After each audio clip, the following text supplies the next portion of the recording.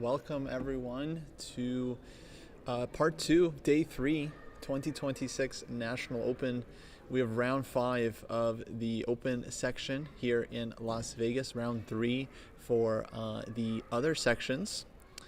Hope everyone is doing well and ready to get back into another exciting round of chess. Man, I'm tired. I'm only doing commentary. I can't even imagine how these guys are feeling. These players that are playing these full games, having to play 2 rounds per day, they must be absolutely exhausted. It's only the third day. There's 2 full days left, round 6, 7, 8, 9, that are going to be the money rounds here. So we have 2 players on a perfect 4 points, and they're playing each other. International Master Alexei Bilic against Grandmaster Praneeth Bhupala. And Bilic here has the white pieces in this encounter, which looks like it came from e4, e5 opening. King pawn. We'll just run it back so you can see this opening if you would like. Bishop to b5, the Ruy Lopez. a6, the classic defense. Bishop a4, and now d6. And this one is known as the deferred Steinitz, which is has a reputation of being, I would say, B tier. But it's still very, very solid.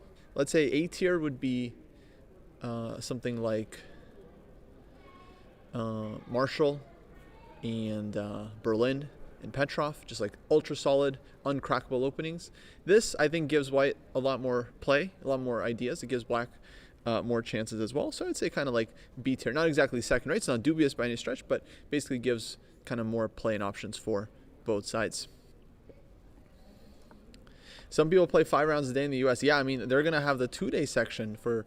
So in the open section, they just play 5 days. It's just one section. That's how FIDE wants it. Everyone plays the full 5-day schedule. But in the other sections, players are able to choose, which is interesting. So you can either play 4-day schedule or 3-day schedule or even 2-day schedule. Maddie plays chess. She was on the commentary here earlier. She's playing the 2-day schedule, which means she's playing 4 games tomorrow, Saturday, followed by a classical game after that. So 4 rapid games to start, to catch up, and then they're doing the big merge Saturday night. So she's going to be playing 5 full games on Saturday and then 2 on Sunday. So God bless to her. Okay, so here we had d6 castles. White has a lot of moves. b5, bishop to b3, knight a5. So going for the bishop pair early on. And yeah, actually somehow I'm a bit puzzled as to why I feel like this isn't really played that often, but it seems perfectly logical. I guess white goes d4 and can still fight for the advantage like this.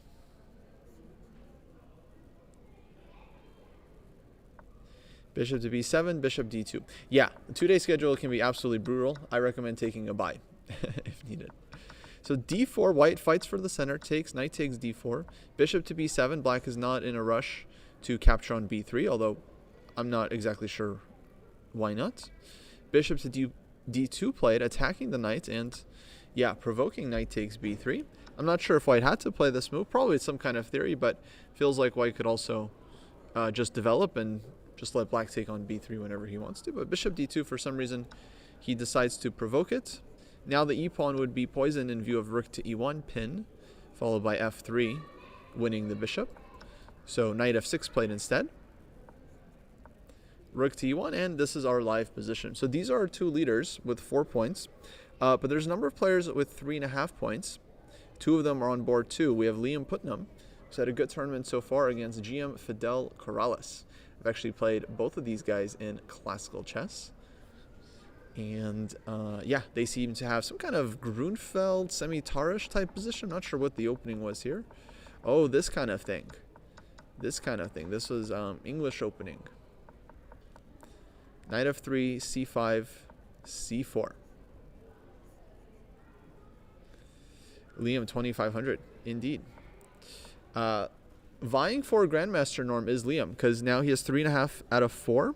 He's played down every single round, but he's played 2200, so it's not horrible for his rating average. And now he's playing Grandmaster, so if he can win this game, then he'll be in great position for GM norm. I think he has 1 or 2 already, so would definitely be a good shot for him. So kind of interesting line here. It's like this semi-Grunfeld type thing. And yeah, this is not a glitch. Knight takes c3, bishop c4 played. White can get away with this one because the knight is still under attack, and white threatens his bishop takes f7. So if knight e4, for example, saving the knight, white takes here with check, then goes check, and takes the knight and has lovely position. So e6, black has to defend this one, and now white can recapture. Bishop d7, bishop e2.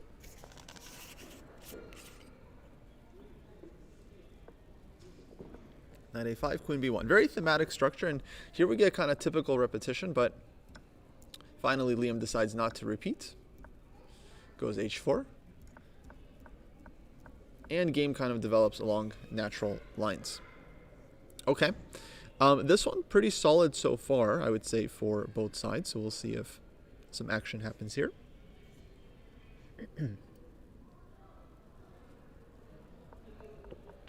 On to board 3.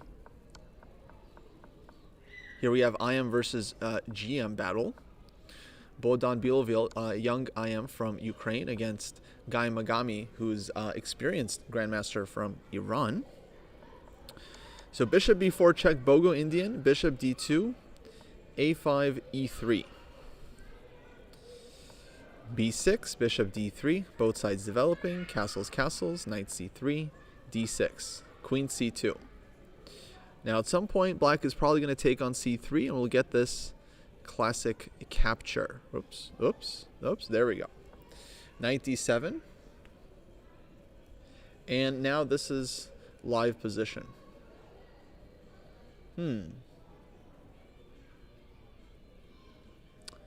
So, okay, white just played queen c2 and knight d7. If I'm not mistaken, I would think that white now is able to just push e4 and just collect the big center. So to me, it seems like this is not exactly gone right for black. And rook d1 played. Okay, so he doesn't go for e4. I'm really not sure why not. I thought now with the queen on c2, takes on c3, you can just take back with your bishop. You have a beautiful center here, and should just be a comfortable advantage for white. Instead, he goes rook to d1, which seems reasonable as well, actually. At this point now, black is not really covering the e4 square, so he's not going to be able to stop white from pushing e4. I feel like black did something a little bit off here in this opening. I'm not sure exactly what it was. Maybe instead of d6, maybe he needed to take right away here on c3 and plant this knight on e4 if this is what he wanted to get, something like this, queen c2, f5. But okay, playable position. I think white is also happy here with the two bishops. But white gets the control over the e4 square, knight d7. Now he could have pushed e4. He goes rook to d1 instead.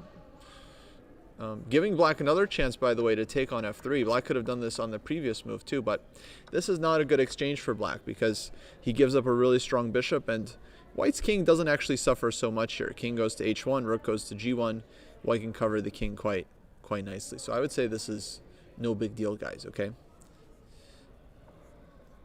So knight d7, rook d1. He gives him another chance to take if he wants, and kind of prepares to play e4 in the future. So yeah, all three boards, on the top three boards, are IM versus GM battles, which is interesting. I'm rooting for the IMs. Let's go, International Masters. Earlier today, I had a funny interaction with someone.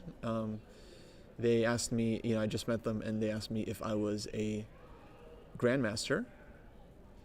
And I corrected them. I said, I am. But he didn't hear me, so he didn't understand if I had said, I am, like, yes, I am a GM, or I am, like, no, I'm an international master. So I had to clarify.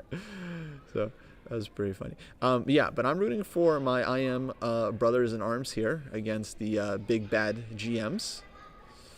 Let's score some points. Board 4, we actually have FM versus GM battle. Gabriel Patesh here, I think from the US, against Jin Xiao, the top seed in the tournament. Looks like they have kind of classic Slav endgame here. Early endgame, I should say. G3, queen b3, c5. And get this kind of typical endgame structure. And then on board 5, we have another GM FM battle. Christopher Yu against Avi Kaplan. Avi won a very interesting game earlier today, and he's having a decent tournament. 3 out of 4 so far for Avi, who originally, I think, from Illinois area. And yeah, he's got a big challenge ahead of him here, as he is playing Grandmaster Christopher Yu, the number 2 seed in the event, who lost to Zoe Tang earlier. Since then has bounced back, won 2 games in a row, and now is on 3 out of 4 and basically in position to get back to the top boards, especially if he wins today. Well, he's already on board 5.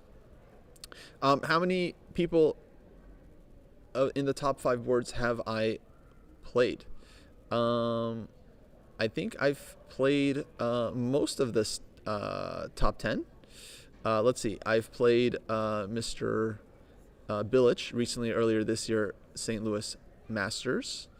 I've played with both Liam and Fidel. I've played Guy Magami a couple times. I've played Zhao Jinshao a couple times. And I've played Christopher Yu a couple times. Avi, I've only played him in Blitz, never in Classical. So, yeah, actually most of these guys. That's why it's kind of cool for me to do the commentary, because I feel like I'm familiar with a lot of these players. Did I see Avi's Bishop H6 move earlier? Was that from this morning's game? Because this morning he had a very, very interesting game. It was, but there was no Bishop H6 there. In the morning game, he went Bishop takes C3 as black. Quite early on. Very controversial decision.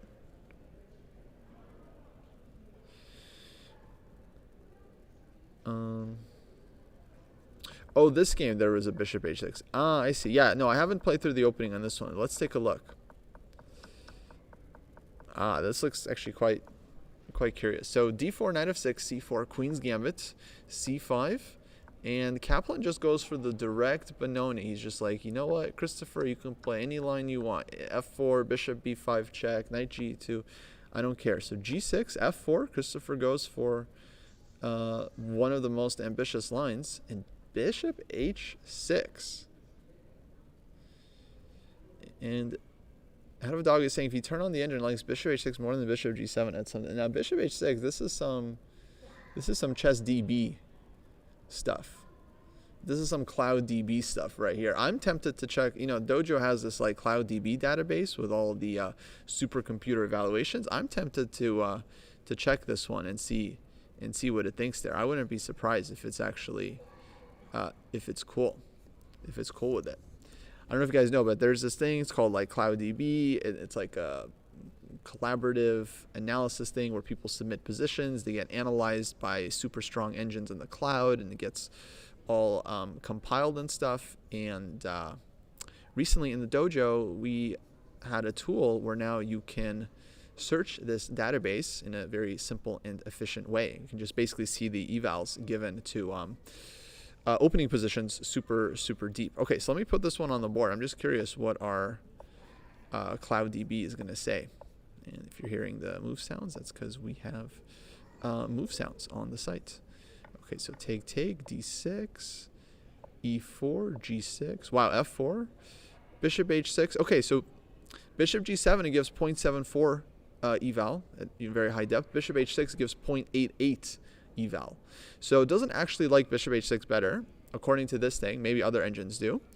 But it is a very rare move, I have to say. Like, someone who's played this system for white like my whole life, I don't think I've ever seen Bishop H6. I would imagine this has caught Christopher off guard, unless this is some new thing that he knows about. And yeah, very, yeah, Bishop normally goes to G7, guys. What can we say? Bishop normally goes to G7, so this is weird. But Kaplan, I'm sure, has some devious ideas. There is some point to it. You're kind of slowing down E5 in a lot of these positions. I would think that's kind of the idea. Head of Dog knew about it. So, yeah, actually, maybe Head of Dog can kind of tell us, like, where does this come from? And what is the point, like, actually? I guess in the normal line, it would be like Bishop G7, Bishop B5 check. Then Black goes Knight D7, so he doesn't get rocked with E5. And then this is like the normal line. So Bishop H6, for some reason, White did not go Bishop B5 check here. Maybe here Black is able, let me check Compy on this one. Maybe on Bishop B5, Black is able to block Knight BD7. Yeah, that's what I thought. And now E5, which would be strong in the other position, gets hit with A6. And now on E takes F6, we're not hitting the bishop on g7. Okay, so that's kind of the point. So basically you're playing against this bishop b5 check idea. On bishop g7, white is going bishop b5 check, and if knight d7, e5 is a big problem because the knight is pinned. You can't go a6 because you lose a piece. E takes f6, and then we're taking on g7, right? So that's kind of black's point, is that they're putting the bishop on h6 to avoid this exact line. You guys understand? So bishop h6 on bishop b5 check, knight d7. White can still play knight f3. I mean, this is, kind of different story, but yeah, the critical e5 runs into a6, and now black is actually totally fine because this is a strong bishop. If bishop takes d7, knight takes d7, looks like black is dynamically okay. Okay, so some tricky stockfish stuff, but white is still doing well here if he just kind of develops normally. The issue is just that he doesn't... issues that, Christopher probably doesn't have this prepared, I would imagine, as he did spend some time. Yeah, 2 minutes 30 seconds on bishop d3. Not that much time. Maybe he did kind of know about it, but let's see. So bishop g4 h3, black gives up the bishop pair, and we get this kind of typical Benoni play. Now a6 and bishop d2. He doesn't play a4. Very, very surprising. Like, normally you just always play a4. Like, you just play a4, you stop b5. He goes bishop d2 after 4.5 minutes of thought and says, you know what, I don't care actually. Go ahead and play on the queen side. Do whatever you want. Rook e2, rook fe1. He's just playing on the king side. Rook e7, knight d1, and now b3 is on the board. And this is our live position. We've got a live Benoni, folks. We have got a live Benoni. I gotta think that white is doing well here. I kind of like what he's doing. Maybe bishop comes to c3. Maybe knight comes to f2.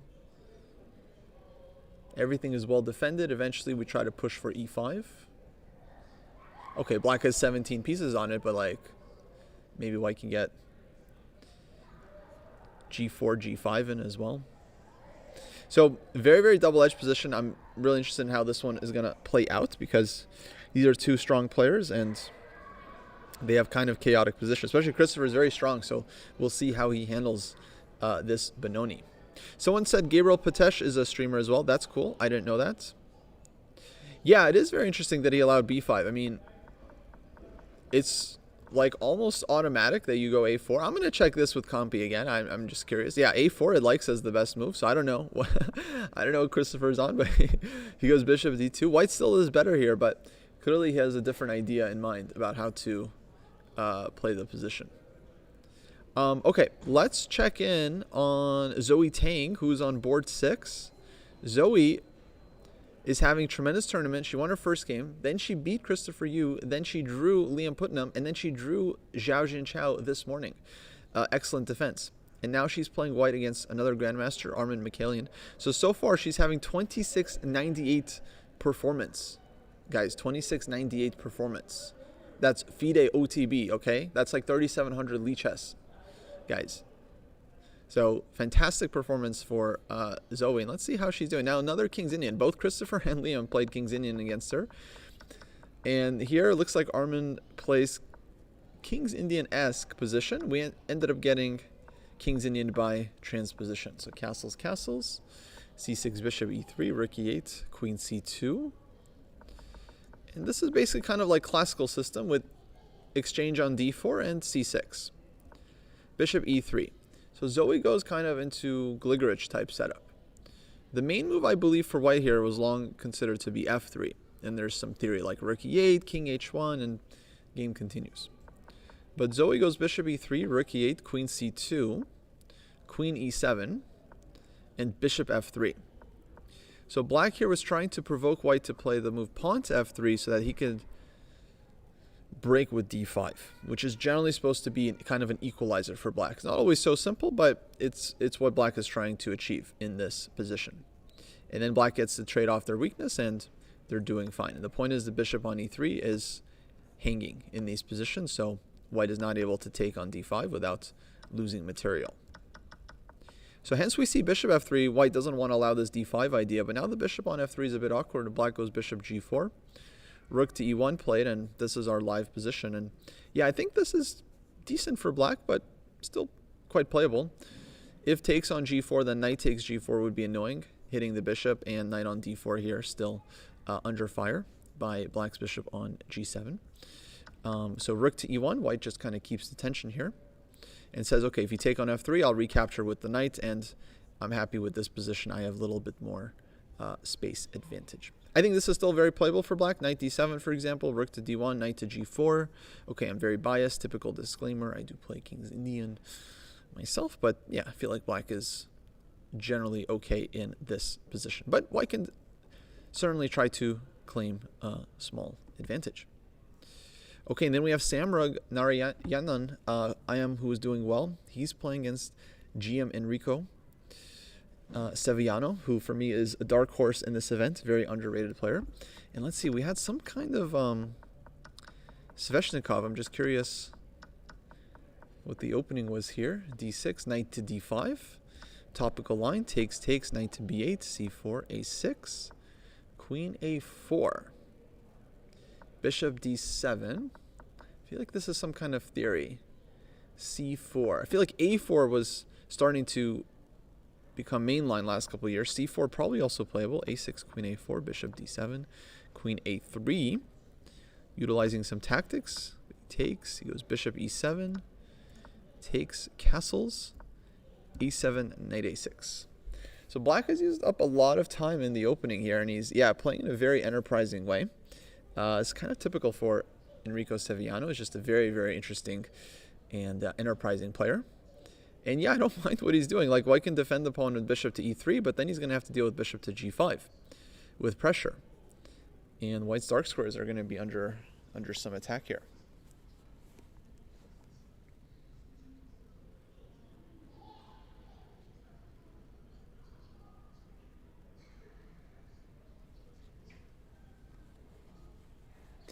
Can we check what move black spent time on? Yeah, let's see. It looks like after queen a4, 14.5 minutes on bishop d7. So maybe this queen a4 caught him off guard.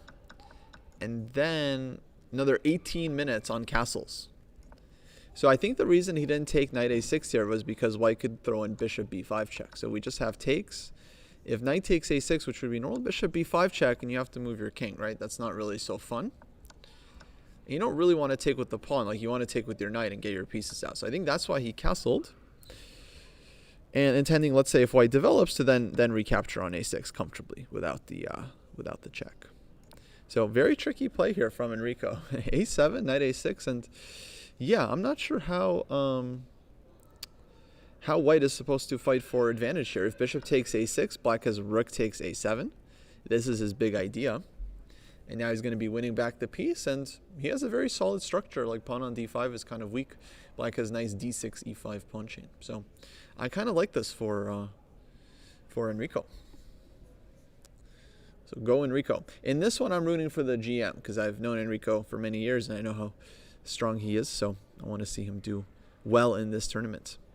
Okay, let's check in, guys, with some of our streamers.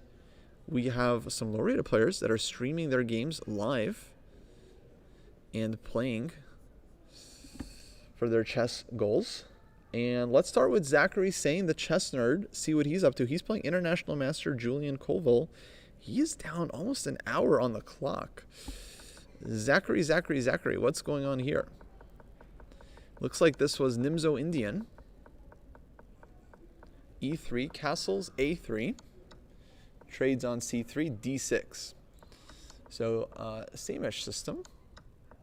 Trades with d6. He goes e5, rook to e8. White plays f3. Bishop e2, very kind of enterprising play, controlling the center. Knight c6, he pushes, and he pushes, so he takes the space. Bishop e3, knight f4, bishop f1, not giving black any trades. h6, queen d2, queen a5, knight e2, offering the trade of knights. Black accepted. Bishop takes e2, and now this is our live position. I mean, it's a solid game, I would say, for black. Like, white has the two bishops, but it's a closed position, and white has these long-term pawn weaknesses, so black can try and prepare b5 break, for example. Bishop d7, I would think, is, let's say, the most tempting move right now. to try and cover the a4 square and then maybe play for b5 break in the future. But black definitely has to be careful. You know, white has some attacking chances. g4, h4, g5, some bishop h6 ideas. Yeah, the position is definitely, containing some danger, I would say, for black's king. So this one is not so easy. Zach is going to have to be careful here, not to allow some kind of attack, like some bishop h6. But okay, I think for the moment he's safe because he has pressure on c3. So, I don't see how white really gets away with a successful sacrifice here so easily. But he is very much down on the clock, so that's going to be a big problem here for black. Yeah, for whatever reason, Zach has been tanking here, spending lots and lots of time on his decisions. Let's go to Canty. Canty's been having a fantastic tournament. Hasn't lost a game yet. Drew Grandmaster in round 1, beat an IM. Then he's since drawn 2 games playing up. He's actually winning this morning's game against FIDE Master, but couldn't quite convert it. Now he's playing another FIDE Master,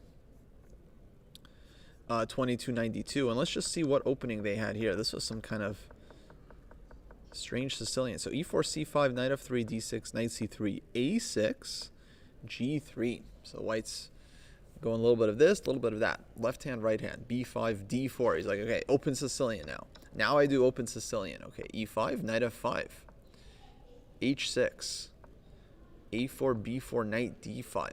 This feels like Sicilian gone wrong for black. I'm not so sure about this one. Knight f6 takes, and now gf. Bishop c4, queen c7, and knight e3. Oh, this looks really ugly for black, I gotta say. Canty's been playing really well this tournament, but this opening does not look healthy for black at all. e5 allowing knight f5. Yeah, seems a bit odd to me. Generally, you're not supposed to do that unless you have some very, very specific plan. So somehow he got caught off guard here because he plays a6. I mean, I guess he was trying to play Najdorf here with knight f6. But white goes g3. Maybe knight f6 here would be normal. He goes b5 and now d4. So white kind of goes back into open Sicilian. But with black having committed to b5, which like maybe doesn't seem so bad. But on the other hand, let's say if we're talking about like normal Najdorf, d4 here, let's say take, knight f6, g3 like this. b5 is not necessarily black's main move here. In fact, the main move here is e5, where knight f5 is still met with d5 in this case. So in the game, we get this thing. And now he doesn't have d5 here because white just has too many pieces on it. So h6, a4, white provokes more weaknesses. Knight f6 takes, and now he goes gf6, which can't have been the plan. I don't know. Queen takes f6. I guess just runs into some queen d5. Is this what he was afraid of? I'm not really sure. Rook a7, bishop e3, something like this. Why would black take with queen here and not with... Why would black not take with the queen here, but take with the pawn? Okay, this one we're going to check with compy, guys, because I really don't understand. I guess queen f6 looks like they're both kind of bad. Queen d5, rook a7, bishop e3. If bishop b7, then queen a5 is the problem. So rook to c7 and queen a8. So white's getting all up in black's business. Okay. So that's the issue. That's the issue. So this basically just opening disaster for black, especially when you have to go gf6. It's just super ugly. Bishop c4 now. Queen to c7. Knight e3, and white is just dominating the light squares. So black is going to have to work some magic here. This is not easy position. I think just big trouble for James. Big trouble. Yeah, Zoe having a great event, actually. If you've looked at some of her games, you'll see that she's playing some fantastic chess. On pace easily for IM norm, and maybe even more. Let's check in with another one of our streamers here. We have Tony Padron, aka Tony from the Chess Sharks. And he won nice game earlier today, so he is on... I think, let's see, does he have 1.5 out of 2? Yeah, I think he has 1.5 out of 2 points, exactly. Let's see what happened here in this opening for Tony. So e4, he goes for accelerated dragon. Takes e5, knight to g8. Yeah, this is like kind of a known line. It's a bit sharp. Black plays knight to g8, but then white's pawn on e5 is a bit extended. Rook to b8, e6, knight f6, takes... I think this is some kind of theory. If you take on d4, then can take on f7, or recapture. And rook is hanging. Black goes knight f6, takes, king takes, bishop c4, d5, no problem. Queen c7, queen a5. Okay, bit of a weirdness here. Queen c7, queen e2, queen a5. Castles bishop a6, queen f3, and oh, he just won the exchange here from the opening. But then he gives it back. Because in this position, he didn't want to play with the king on f7, which is kind of understandable. But it looks like it was kind of a nice... So queen c7 looks like, you know, normal move, developing the queen. Queen e2. Also, he wanted to play e5, of course. White stops it. And now he goes queen a5, looking for bishop a6. Probably white should have castled queenside, would be my guess. Seems more aggressive. Would think that this is the right way to play, but he goes kingside, walking into the skewer. But this position, you know, yeah, I think not that easy for black, even though they have the extra exchange, as white is seemingly quite active. So e6, knight a4, rook to e8, this rook to f8, e5 gives back the exchange. Now bishop takes f8. Yeah, I'm not sure if he had to give back the exchange in this sequence, but ends up, I would say, still with very nice position for black. I mean, equal material, but we have nice center, so I think black has small advantage here. Okay, so go Tony. Playing well so far. And yeah, next up we have Joseph Lee, Joe Bruin. Fun fact, everyone that meets Joe thinks his first name is Joe and his last name is Bruin, but that is actually not his name, which is crazy. I think he should change it. I keep telling him, and he's like, nah, man, I can't change it. It's my name. My parents would be mad. I'm like, okay, dude, I'm just saying, Joe Bruin. It's right there. Maybe I'll change my name to Joe Bruin and see how he likes it. So bishop opening from Joe Bruin, knight f6, knight f3. We kind of transpose back into Italian game. d6, h3, and knight a5. And black just takes the bishop here. What about knight takes e4 on move 3? Yeah, I'm sure there's some theory here. Knight takes e4, knight e5. Honestly, don't know this one, but I imagine this is d5, some kind of theory. Yeah, I don't really. Yeah, I don't really know. Oh, Kalen's saying it's so good for black. Yeah. Yeah, honestly, I'm not familiar with this one. It does look like kind of a free tempo for black and like good version of Petrov or yeah, I don't know, exchange French, whatever you want to call it. But yeah, I guess knight c6. I don't know. Black wanted kind of normal Italian game. Queen g5 is the move.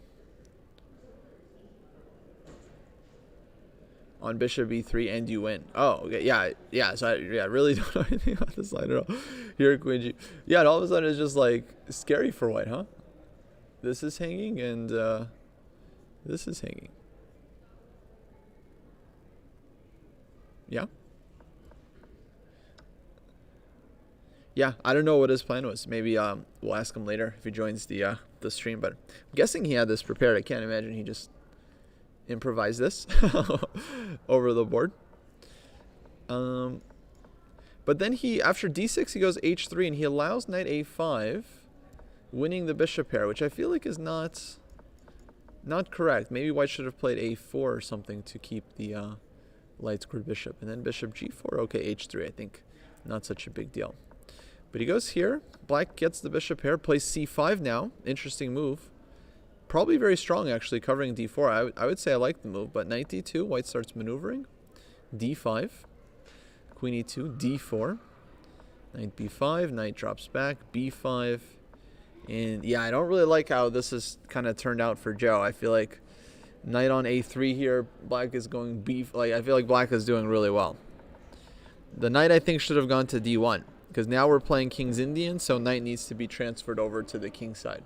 So like f4, knight f2, knight f3. I think that's how white should have played it here. But I think he put the knight on the wrong side of the board, because now knight on a3 feels very misplaced. Okay, brings it back, knight c2. Bishop b6, f4.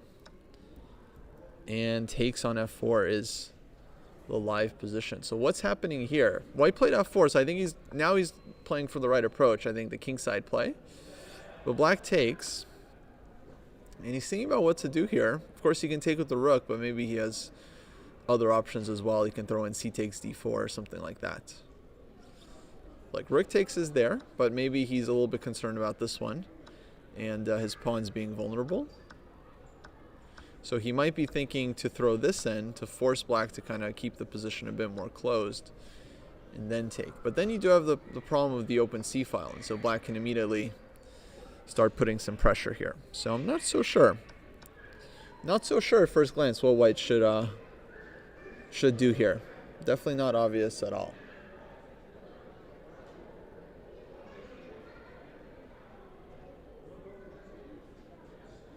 So I feel like black is doing well. I do like black's bishop pair here, kind of more space. I think this is just a good position for black. Maybe somewhere he's got like knight d7, knight e5 maneuver. So I'm not a huge fan of this for white. You know, some weaknesses as well. So we'll see what Joe can come up with here in this one. Let's check out what's going on with Jaina. Jay Dizzy. I think she was doing fine here, but somehow, let's see the opening. Okay, Scandi. Knight f3, queen went back. Okay, knight c3 anyway. Bishop g4. Trades the bishop, c6. e6, very solid. Maybe bishop could have gone to d6. Queen d3. Bishop goes to d6, and yeah, very solid. I think this position totally fine for black, but let's see. Rook d8, h4, queen f4, knight g4. She got a little frisky here. Queen f3. Now instead of trading queens, she goes queen to d2, queen e2, queen back to f4. But now white just takes the knight. And that's an unfortunate blunder for black. But I think queen d2 already looks like a blunder, because let's say instead of queen e2, maybe white could have played rook to d1. And then this would have been a very difficult double attack to deal with. I think this one's already winning for white. After queen e2, yeah, of course black should have just traded. And gone for the endgame. Maybe f5, maybe knight f6. I think knight f6 probably most solid, and yeah, should be fine, about equal. So yeah, unfortunate blunder for one of our streamers here. Drops the piece, painful lesson, but necessary, sadly. But okay, she's gonna keep fighting. Hopefully the opponent blunders, but yeah, it doesn't look so promising. Let's jump to Summer with Summer Star also playing. Now she's doing well, 2 out of 2 so far. And let's see what's happened here. This looks like some kind of Grand Prix attack. Became one. Okay, so e4, c5, knight f3. Knight c6, knight c3, g6. And black is playing some kind of accelerated dragon. White is playing Italian game and goes knight g5. e6, we block that. Knight e7, d5. Great play from Summer. a6, hitting the bishop. Now knight to d4, beautiful, forcing the queen back. Now b5, love it. Developing the bishop to the long diagonal, getting space with b4 as well. Queen to b6. takes, knight e2, takes, and she takes the pawn on b2. Yeah, why not? I mean, I think black probably had different ways of playing it, but just grabbing a pawn I think is perfectly fine. Rook a2, c4 check. Okay, a bit frisky here. I guess there's bishop e3, but she's okay with bishop d4. So king h1, bishop back to g7, f5. And now this is the live position here. So white's down a pawn, but is trying to get something going with this f5. Clearly Grand Prix style attacking player. It should be good for black, but of course I think Summer's going to have to play precisely here. Definitely think it should be good because like white also has this rook on a2, so not only is white down material, white is also kind of down a rook in the position. So black has kind of extra rook on the king side. So like rook e8 would be kind of my first instinct here. Let's say queen to g4. And then, you know, we're getting attacked, we're up material. I would try to trade pieces. Queen d4. Something like this. Rook f4 maybe for white. And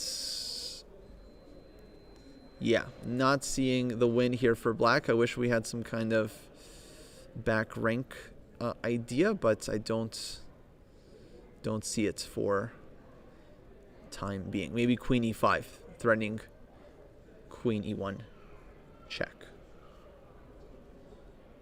Scary for white. fg, queen e1. Good game. And I just show the checkmate for the fans. Okay, so rook e8 looks like black is doing really well.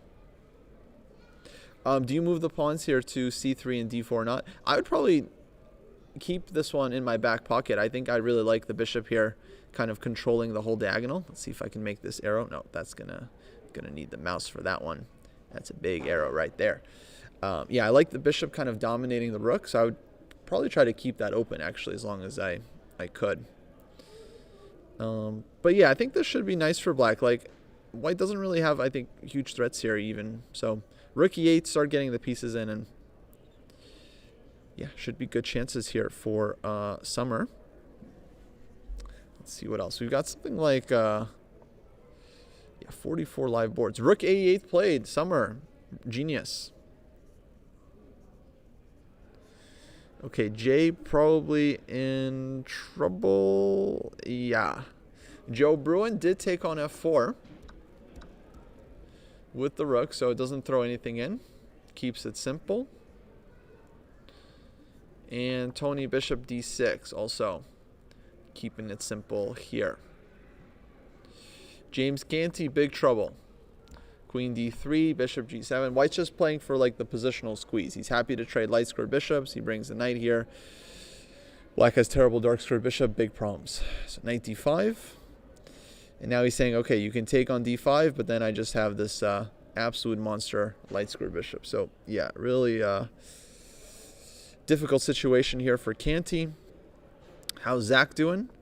Now Zach played knight h7, so he was a little bit afraid of this bishop h6 idea, it seems, so he kind of covers up against it. Bishop d3, bishop d7, h4, and now b5, breaking free. And yeah, white doesn't take time to try and stop b5, so black goes ahead and plays. And to me, it looks like black has a very healthy position here, actually. I mean, king is safe. He's getting counterplay with b5.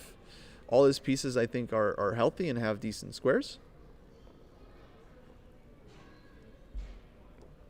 What's not to like? What's not to like? The only thing not to like, I guess, is his time. He's 50 minutes down on the clock. But otherwise, I think Chess Nerd is doing well. Okay, a lot of games going on, guys. Let's maybe go back to some of our top boards. Actually, I want to see what's happening here. Tatev playing against Canada Master Logan Schaefer.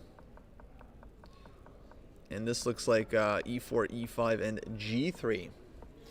Interesting opening here from white. Plays for d4.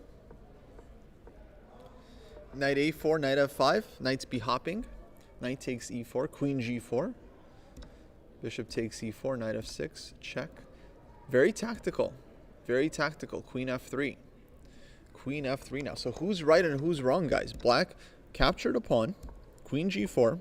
Takes a piece, knight f6, wants to regain piece. Check, queen f3.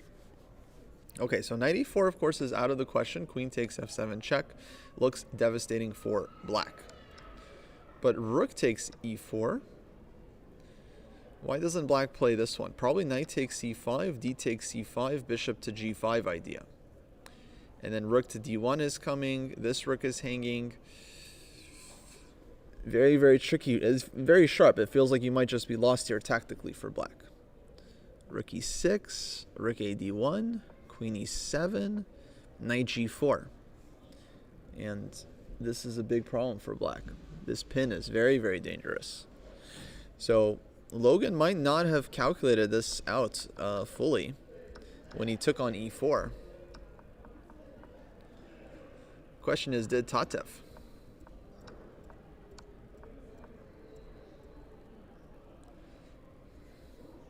So rook e4, knight c5, dc, bishop g5, maybe rook d4. Yeah, definitely a good try. Keeping g4 square covered. Now it's very double-edged because knight on h6 is also kind of stranded for white. So it's like this position could be good for white. It could also easily be bad or rotten, sour. So it's not so easy to say. Okay, so some very sharp stuff here. And rook takes e4 played, so I guess we're about to find out what exactly is going to happen in this one.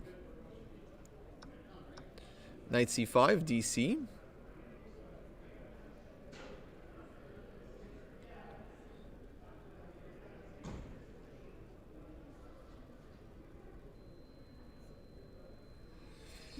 And now, are we going to see bishop to g5? I mean, that looks like the most obvious move. Yep, played. And now are we going to see rook to d4, our key defensive move, playing against a rook to d1. Thing is, rook to d4, okay, white can still go rook to d1, follow up with c3 idea, and then eventually try to bring the second rook over to d1. So I think there is still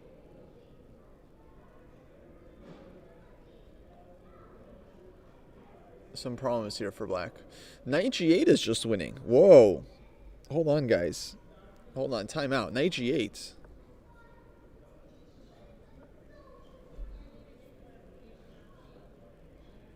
Is that a legal move? Someone call 100 tactical patterns. He must know. Wow, look at this move. Look at this move. Mamma mia. So king g8. Bishop takes f6. Guess there's still queen d5. But the queen to e3 looks like money. Just looks like money in the bank. Well, bishop h3.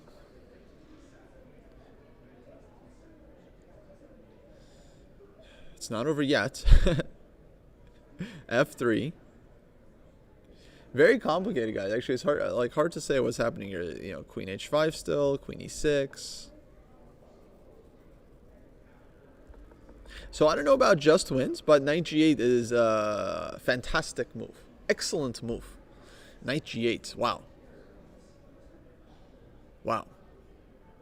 Tatev sees this one, I think. Okay, so bishop g5. So now, yeah, very curious how black continues here. Because if not rook to d4, I mean, this looks very unpleasant. Whoops, rook to d1 looks very unpleasant. Rook e1 is coming. And yeah, this pin is just hanging over black's head. So some serious problems here for Logan to figure out.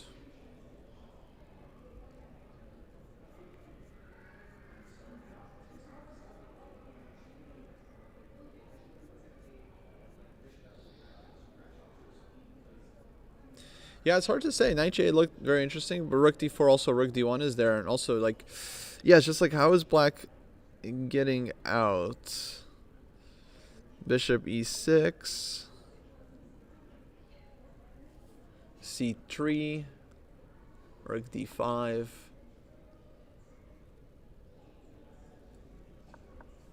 Knight g8. Rook d1, bishop d6, knight g8. Now knight j is my favorite move. Now it's become my favorite tactic. I'm going to try it in every position. Knight g8, what a shot. That's a new pattern for me. Okay, so Logan here is going to have to try to figure this out. Let's check in with our top boards, guys. So board 1, battle of perfect scores here. This was kind of e4, e5 position. Knight f5, g6 played. Knight takes, bishop, queen takes. This is our live position, where here it looks like white has some dark square play. Like, I mean, there's e5 ideas. Bishop c3, knight d2. Oh my god, if I try to read this, it's going to break some people's computers. How do you pronounce this thing? Pravaldoi. Prealvaldoy. No. Prealvaldawi. Prealvaldawi. Returin. The over-defended square. Nice. I love it.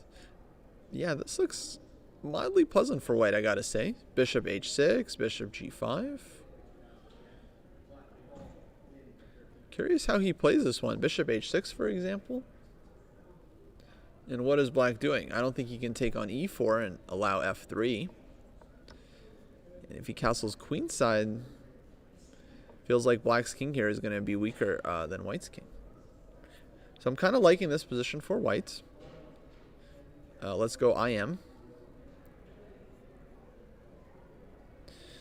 Liam Putnam.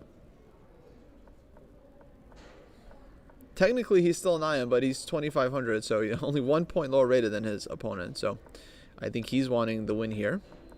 And let's see what happened in this one. So in this game, he had the hanging pawns. He pushes c4 here.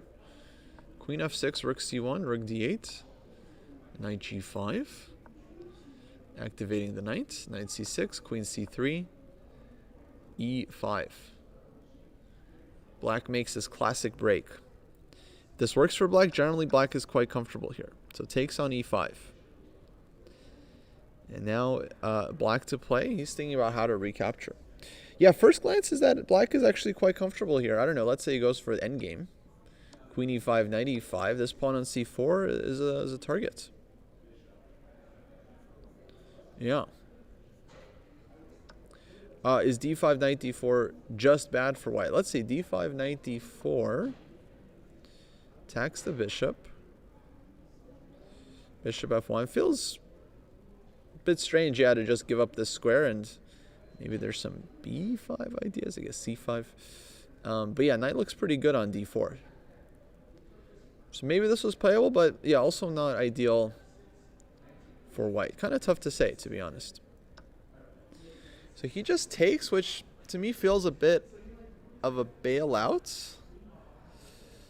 Yeah, like I don't really see how white can fight for anything here. I think black is just maybe slightly better. So we'll see if Fidel Corrales can corral some technique and play for the full point. Let's go to board 3. This was the Nim zone. Knight d7, rook d1, e5. Takes, takes, takes, takes.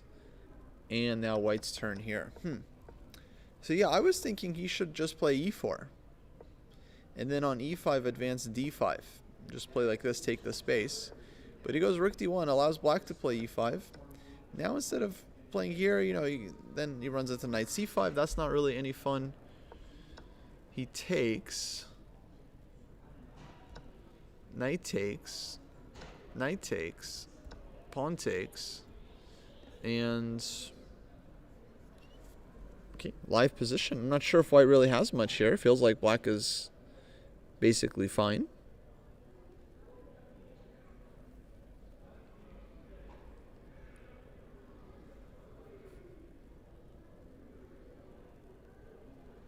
Knight d5 maybe would be a move I would consider, trying to put pressure on h7. Yeah, Kalen's on the same track. I don't know, bishop d5, cd. Can't go queen d5 because bishop takes b4. Bishop takes h7. Check. Thank you very much for the queen. Good game. Knight d5, I would think maybe take here first, then take, knight b4. Some tactical mess, but white seems to be winning at the end. Rook takes rook, and bishop takes knight.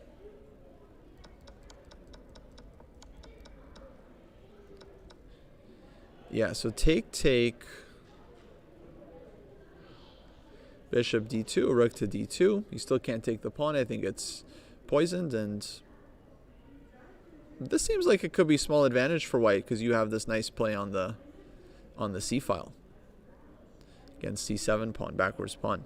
I guess black does get knight e8, knight d6 quite quickly, but still, rook c1. It's like, where are you going? Knight d6, I take the pawn. Rook c8, I have bishop f5. It's like, where are you going though? Where are you going? Okay, also we had this one, so yeah, whole thing doesn't really work for black. So yeah, knight d5 here looks like very tempting move. I think that's what he's gonna play, guys. I think that's what he's gonna play.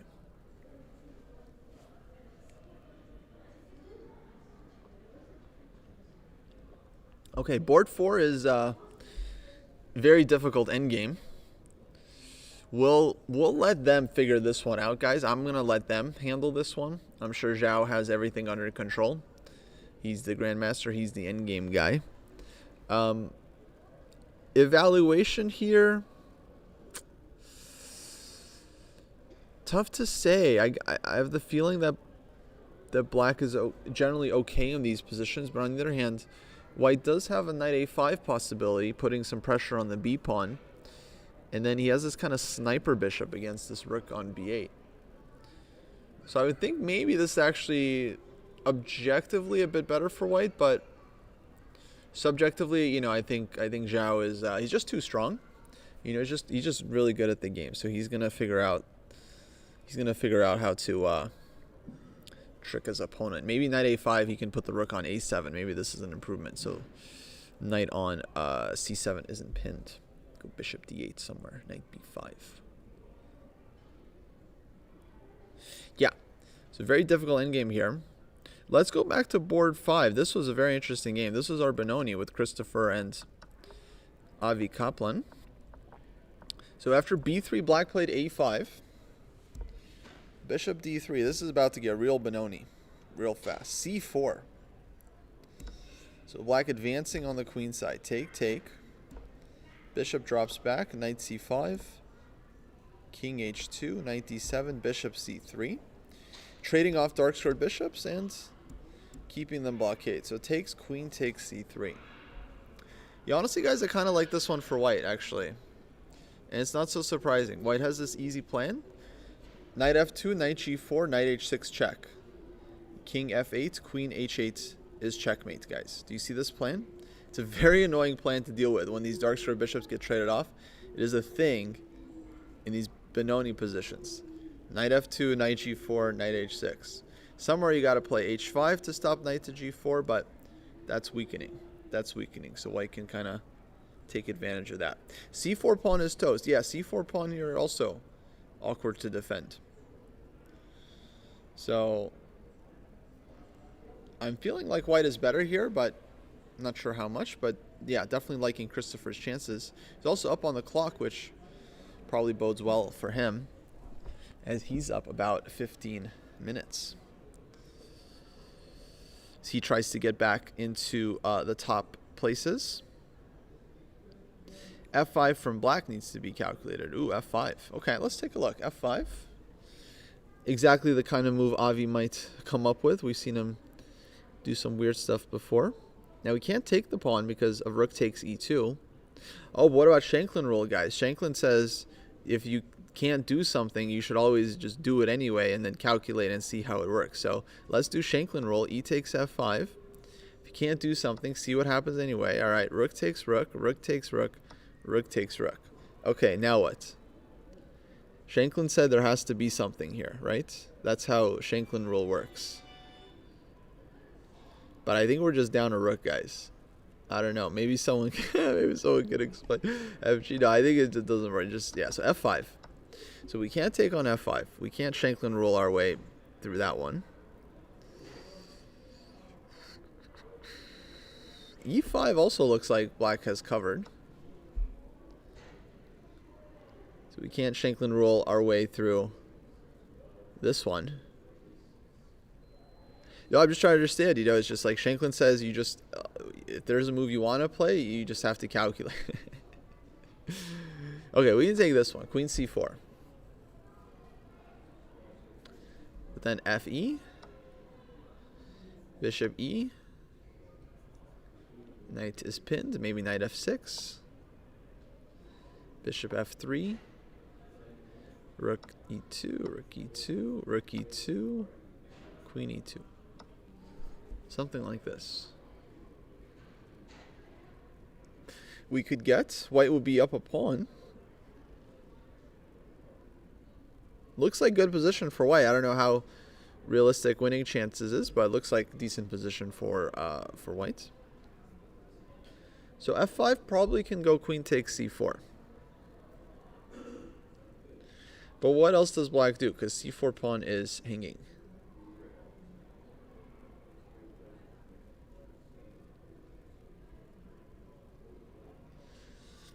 What else to do? You really don't want to go back with your knight, like knight b7, something like this. Knight b7, I think then maybe white goes like bishop a4. Starts attacking from this angle. And if you go back, knight c5 can take. And you're kind of pinned up. Otherwise, white is ready to take or push e5 and is breaking through. Okay, difficult position here for black here. Knight b6 played. Okay, knight b6. Actually, knight b6 defending the pawn. I didn't see this one. Defending the pawn, threatening knight takes d5. Okay. Actually, this is a move. This is a move.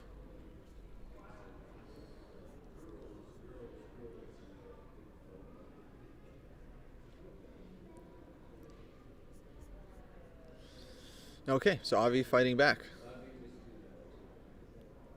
Why bishop a6 by black in the open? It's a very kind of subtle thing. Hello, hello. Getting our first guest. Come on in. Yay, I'm excited. I'm gonna grab my 40 drinks.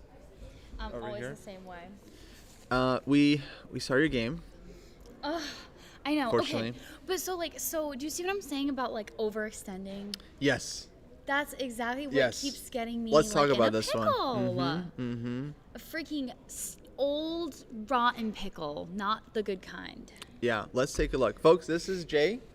What's up? Jay Dizzy on Twitch, Instagram.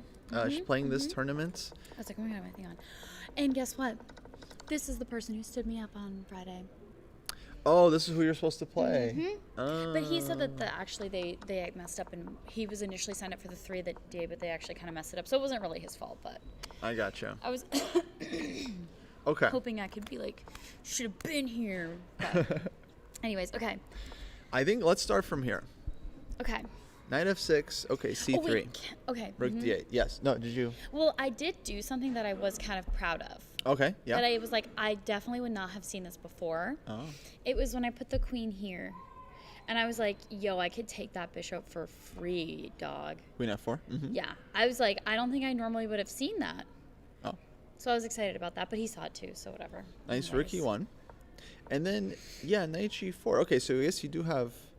Right? I was like, this do I pawn. take the pawn? Do I bring the knight over? I was also like, do I push this pawn and kind of like sit the knight? Like, I didn't... I don't know. I just didn't really know what to do. And then I was like, well, if I go here, right? And then the queen comes here. Sorry, I know I'm pointing. But then I was like, oh, okay, well, I can do it just what I did. And then so it's like here. yeah, which is exactly what happened. Then I was kind of like, okay, I thought maybe I could get something going. But yeah, I just like overextended, I think, like I was saying, is like my issue right now. Yeah. Okay, so how could you maybe tell that this was not going to work out? Let's think about this one. So I guess for me, what I noticed is like knight g4. I guess what a lot of people will do is they would just like count like you're attacking with 2 pieces, and you're fighting into a position where white has like basically their whole army. Okay, yeah, that's a good point. I guess we could put it like that. Yeah. You see it, right? So it's like what I love about chess that it has this like logic to it, where it's like if you attack with less forces, generally you're not going to win. Right. Yeah. sometimes there's some freak accident, like you attack something, they can't defend it, and somehow, your queen and knight wins the day. But here it's like his position is pretty solid. There's not a lot going on to say that he should be losing something. That said, queen f4, this was a nice move here because it's like double attack. Probably should have just snagged this pawn. Okay. Oh, I knew it, but then I was getting all excited. Yeah, I should have just been chill about it. Yeah. I mean, okay, he can bother you like rook h3. Yeah, but then you're just like, whatever, Kinda snake out of here. But yeah, you're very solid. You have the extra pawn. In terms of a plan, like one thing you can do is, because you're kind of a little bit lacking space, would be to try to play like one of these moves, especially against the queen. So that's why I put the rook there, because I was like, then I'll push the pawn and like kind of freak him out a little bit. But then I was like, well, if I do that, they could just not even care and immediately go for that pawn. Yeah, true. So this one, it's like a little bit risky because you're opening up their bishop for them.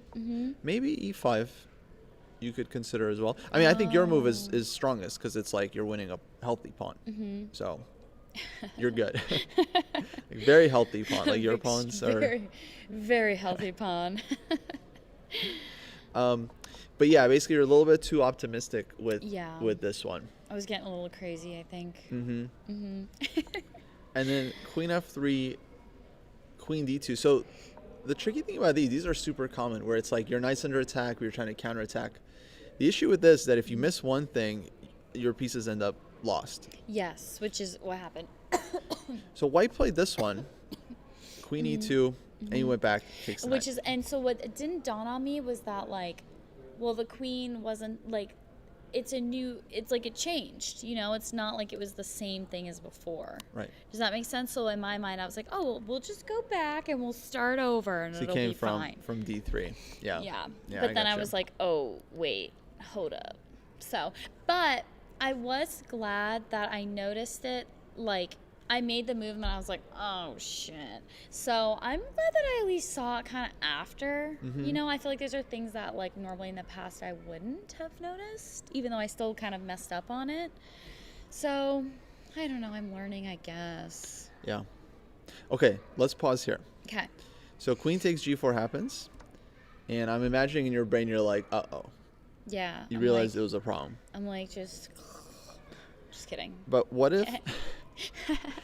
What if it wasn't over here? What if you had a way to get your stuff back?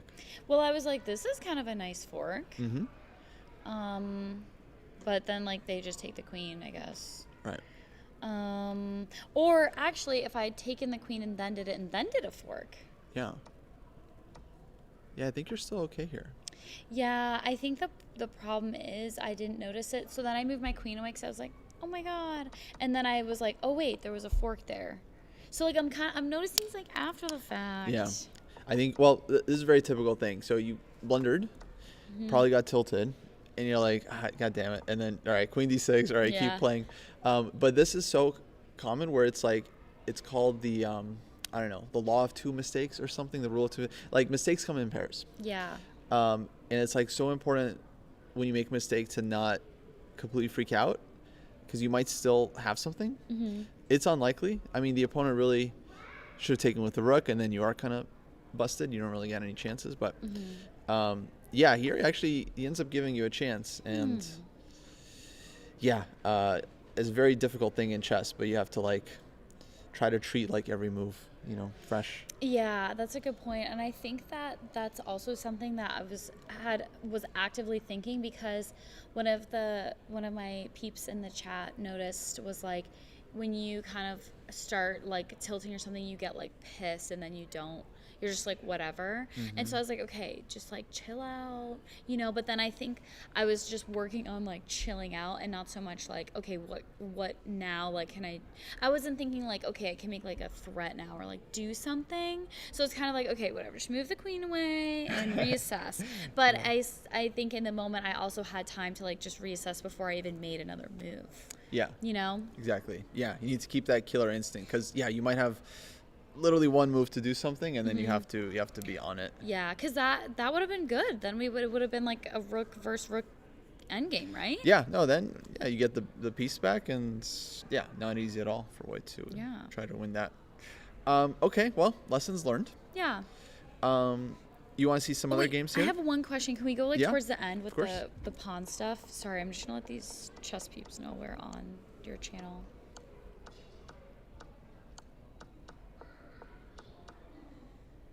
There was a point where I had like the 3 pawns right here, and I'm just curious, like, if there was a possibility to like do something about that. Like around here. Yeah, like, right? Because like theoretically, can't you like do something here? I was There's like, a chance. it can be done, but the king was like too close, I think. Yeah, white's king is too strong here. Oh. And he's got the bishop, so like if he really needs to, he just like pulls the bishop back and Yeah. can always so.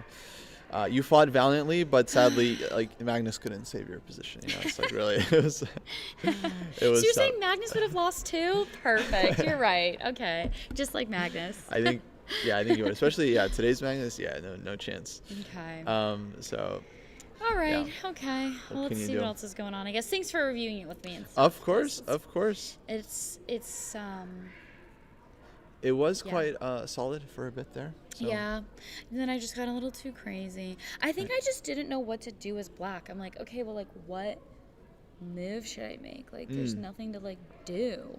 Yeah, that's where it's like we were talking earlier about like The weaknesses and stuff. like middle games like positional play. This is like a classic situation where there's not really a lot of tactics, and it's just a matter of playing chess, like putting your pieces on good squares, improving your position, trying to figure out like how to play. Yeah. Some players, their instinct is go very, very tactical, which is totally fine. Other players, they like to like build up like rook d7, rook d8, and e5 eventually after Yeah. a lot of preparation. That's true. I know. I feel like, okay. That makes sense. Well, yeah, middle game stuff. Okay. But it's like middle game stuff where there's like no real tactics to like be had. Then it's like, okay, just be chill. Like, just be chill. Yeah.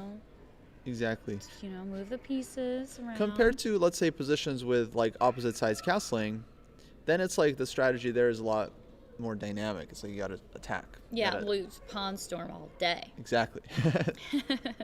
Here you can afford to be, much more calm. Okay.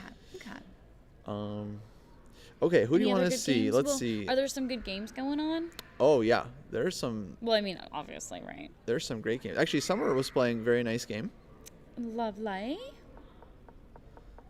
Let's see. We were watching her position here. F5 played.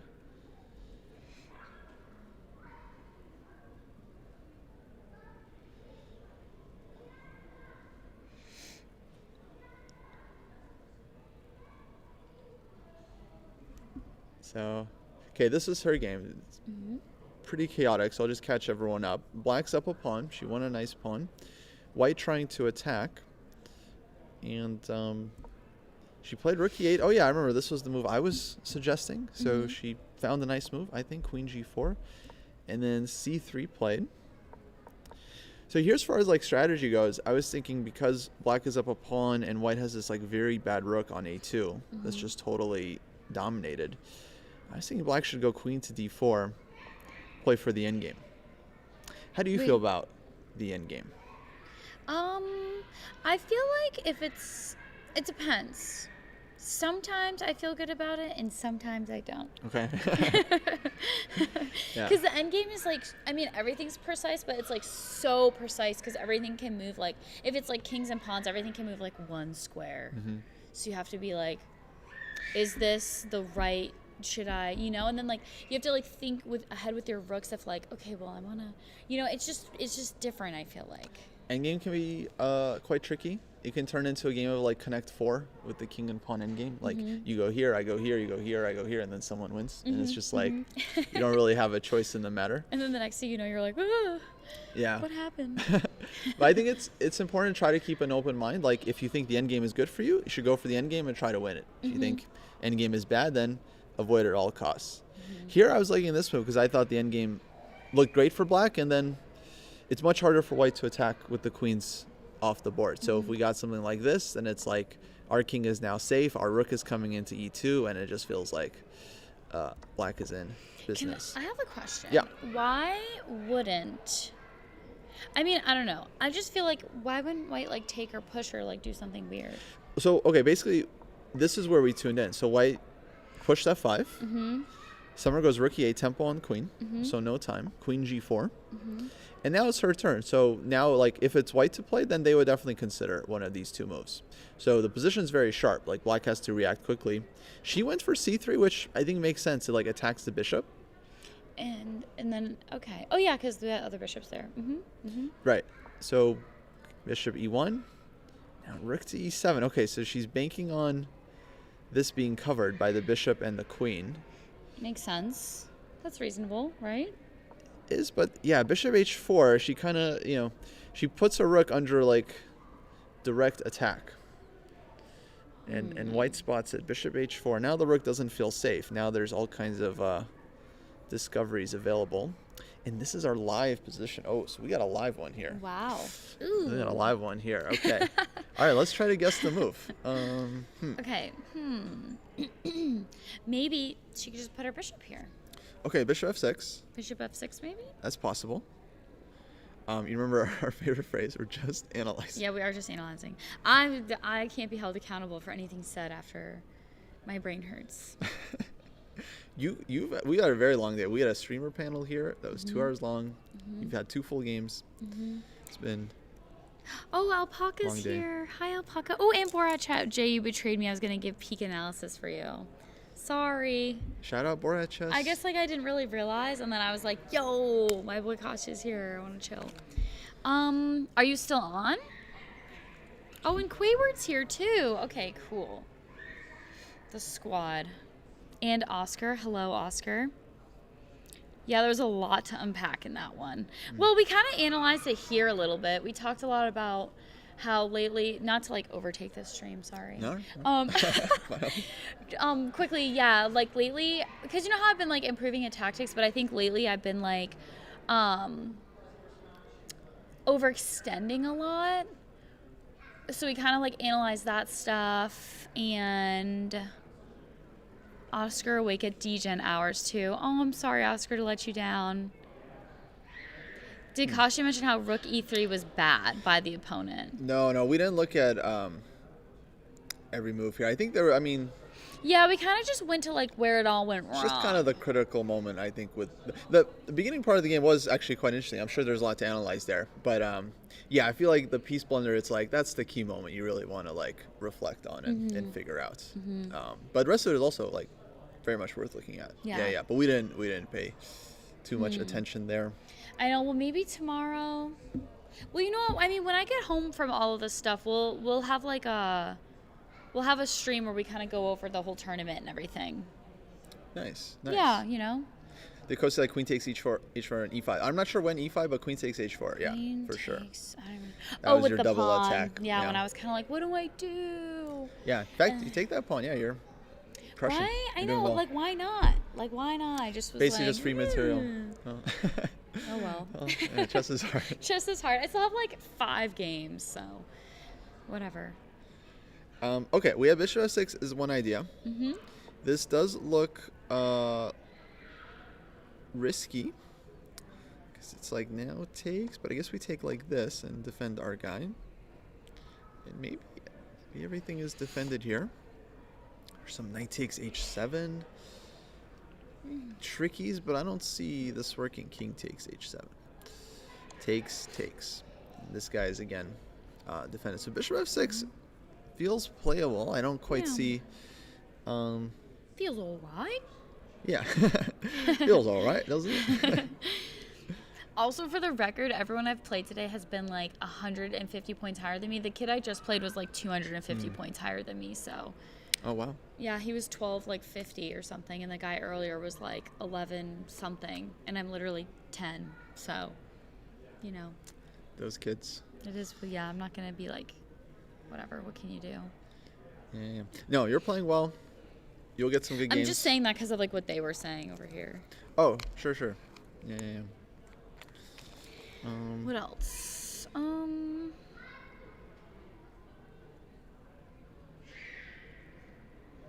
I mean, you could just maybe like move your rook up and then bring your other rook over or something. Yeah, I guess could move the rook somewhere. Maybe even just double.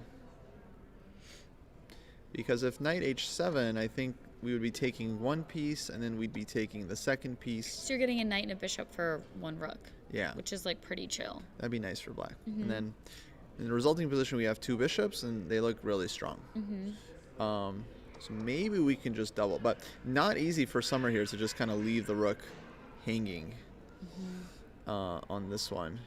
Oh, there's queen h4. Okay, thank you, Kaylin. The chat has been on it today with the tactics. Oh, because then they can win the rook. Okay. Yeah, damn. Yeah, can't get nothing by these people. No, jeez. They're so good. It's crazy. No, I'm just kidding. This is why I like the no engine analysis, because like if I do blunder something and someone points out, it's like, oh, okay, good. We're like we're figuring stuff out. Yeah, it's good. It's better without it, I think. Exactly. Yeah, engine would be very kind of just, I don't know, kill all the fun. Black is better after queen a5 randomly. Like, oh, okay, yeah, queen a5, sure. Yeah, like, Yeah, whatever obvious. you say, Mr. Fish. What if you did something crazy? Like, what if you did rook to e1 and then you brought your queen over to f2? I was thinking about some kind of queen f2 idea. That would be nice. Oops. Yeah, because they do that, then they take, and then boom. Get the back Freaking range. checkmate, Problem yo. is bishop is here, so it's like, Oh, dang it. yeah. Hate that bishop. But yeah, if the bishop was gone, queen f2 would be a very serious move here for black. That would be a very nice tactic. Yeah, she's tanking here. I don't blame her. It's a tricky position.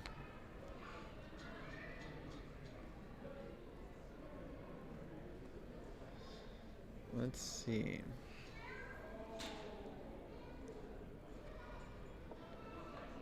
Rook e5. Okay, goes for this one. Okay, we were kind of mentioning that. It's on our radar. Yeah. Because, like, because now you could kind of take that pawn. Yeah, I mean, she's no, kinda- wait, no, sorry, their rook's there. Never mind. She's putting some pressure there. F6, I think we're still covered. But then knight h7 here. Uh-oh. Okay, this could be a problem. F6. And if we take knight h7. Could you then put your rook here? If rook h5, this guy is hanging. But then you get that guy. Oh, Oh. gotcha.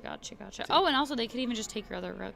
Rook is hanging too. Yeah. Dang, this is tricky. So this knight h7 You know, is a I problem. think it's really tricky when you have that kind of structure with your pawns. Sometimes it's necessary. Like it's similar because they had only a light square bishop. Yeah. But like, yeah, it makes things really tricky because f6 is such a good spot for some things. But like, it's almost like, would it make sense to step your king up to g7 just to be like chilling and kind of like an extra defender in some cases? Yes, absolutely. Yeah, in a lot of positions, you put the king on g7, just like defend some squares. It's quite solid. But sometimes it like walks into Right. tactics, so it can be an issue. Back rank though. Oh, Kaylin with the save. Wow, look at these tricks. Bishop f6, queen f6. Beautiful. But then what if they do like that little check thing? Oh wait, they can't. Well, I guess I could check you up here. Sure. King drops back Same vibe. and still can't Still can't take. take this one. You get the puzzle rushed. It's this rook on a2. Let me go back. You can see how this happened. Yeah, I feel like Summer is calculating that back rank. I feel like she can feel it, you know? Yeah, She's good. she's I feeling have that back faith in rank. her. I think she'll get a back rank. I'm going to, I would bet some money on that. Calling it now. Yeah. So earlier she won the pawn. She traded here and takes this one. White went rook a2, I think, to keep this one defended. But then this gotcha. rook on a2 was just so misplaced. And now Why what's the wouldn't pawn? why wouldn't the rook take the bishop? Oh, rook a2, black threw in check. With the push. Okay. Yeah, sneaky little in-between move. Didn't see that. Some are very sneaky. You know, she got me with the old, the finger on the... Yep. She got you too? Nope, but I've seen her do it, and it works every time. She's been getting everyone. Yeah, she got Ben Feingold the other day. He's been threatening to sue. It's been a whole drama. That's awesome. That's so funny. So Black won this pawn and sidelined this rook, and now let's see our live position. So so this is a very nice trick. Oh, what did she do? What did Summer? Whose turn is it? Oh no, Summer Still moved white over. to That's play. right, that's right. Yeah, Okay. after rook e5. Okay, that's right. That's right. And I think she's ready to actually just take on f5. Like, let's say white goes d4. I think she could take. Because we're trading off some of white's attacking pieces. And then here, very importantly, we have this kind of consolidating move at the end, queen g6. Just making sure there's no mate. We're hitting your queen. If you take, we'll recapture with something. And then we have, like, our beautiful rook. Yes. And bishops opened up. Hanging pawns. Yeah. Yeah. So this would be nice for black. So okay, not an easy choice here for white. Should we check out Tony? Yeah. Let's see what's up. I like Tony's position. Let's flip it around. Oh, it's pretty. Okay, the pieces are, the captures, like the material is even. I think, Yes. on the sides. But look at his Alright, pawns. so let's see what Tony is up to. Okay. He has some pawn besties, which is pretty strong. Yeah. So c3. I like that, pawn besties. Yeah.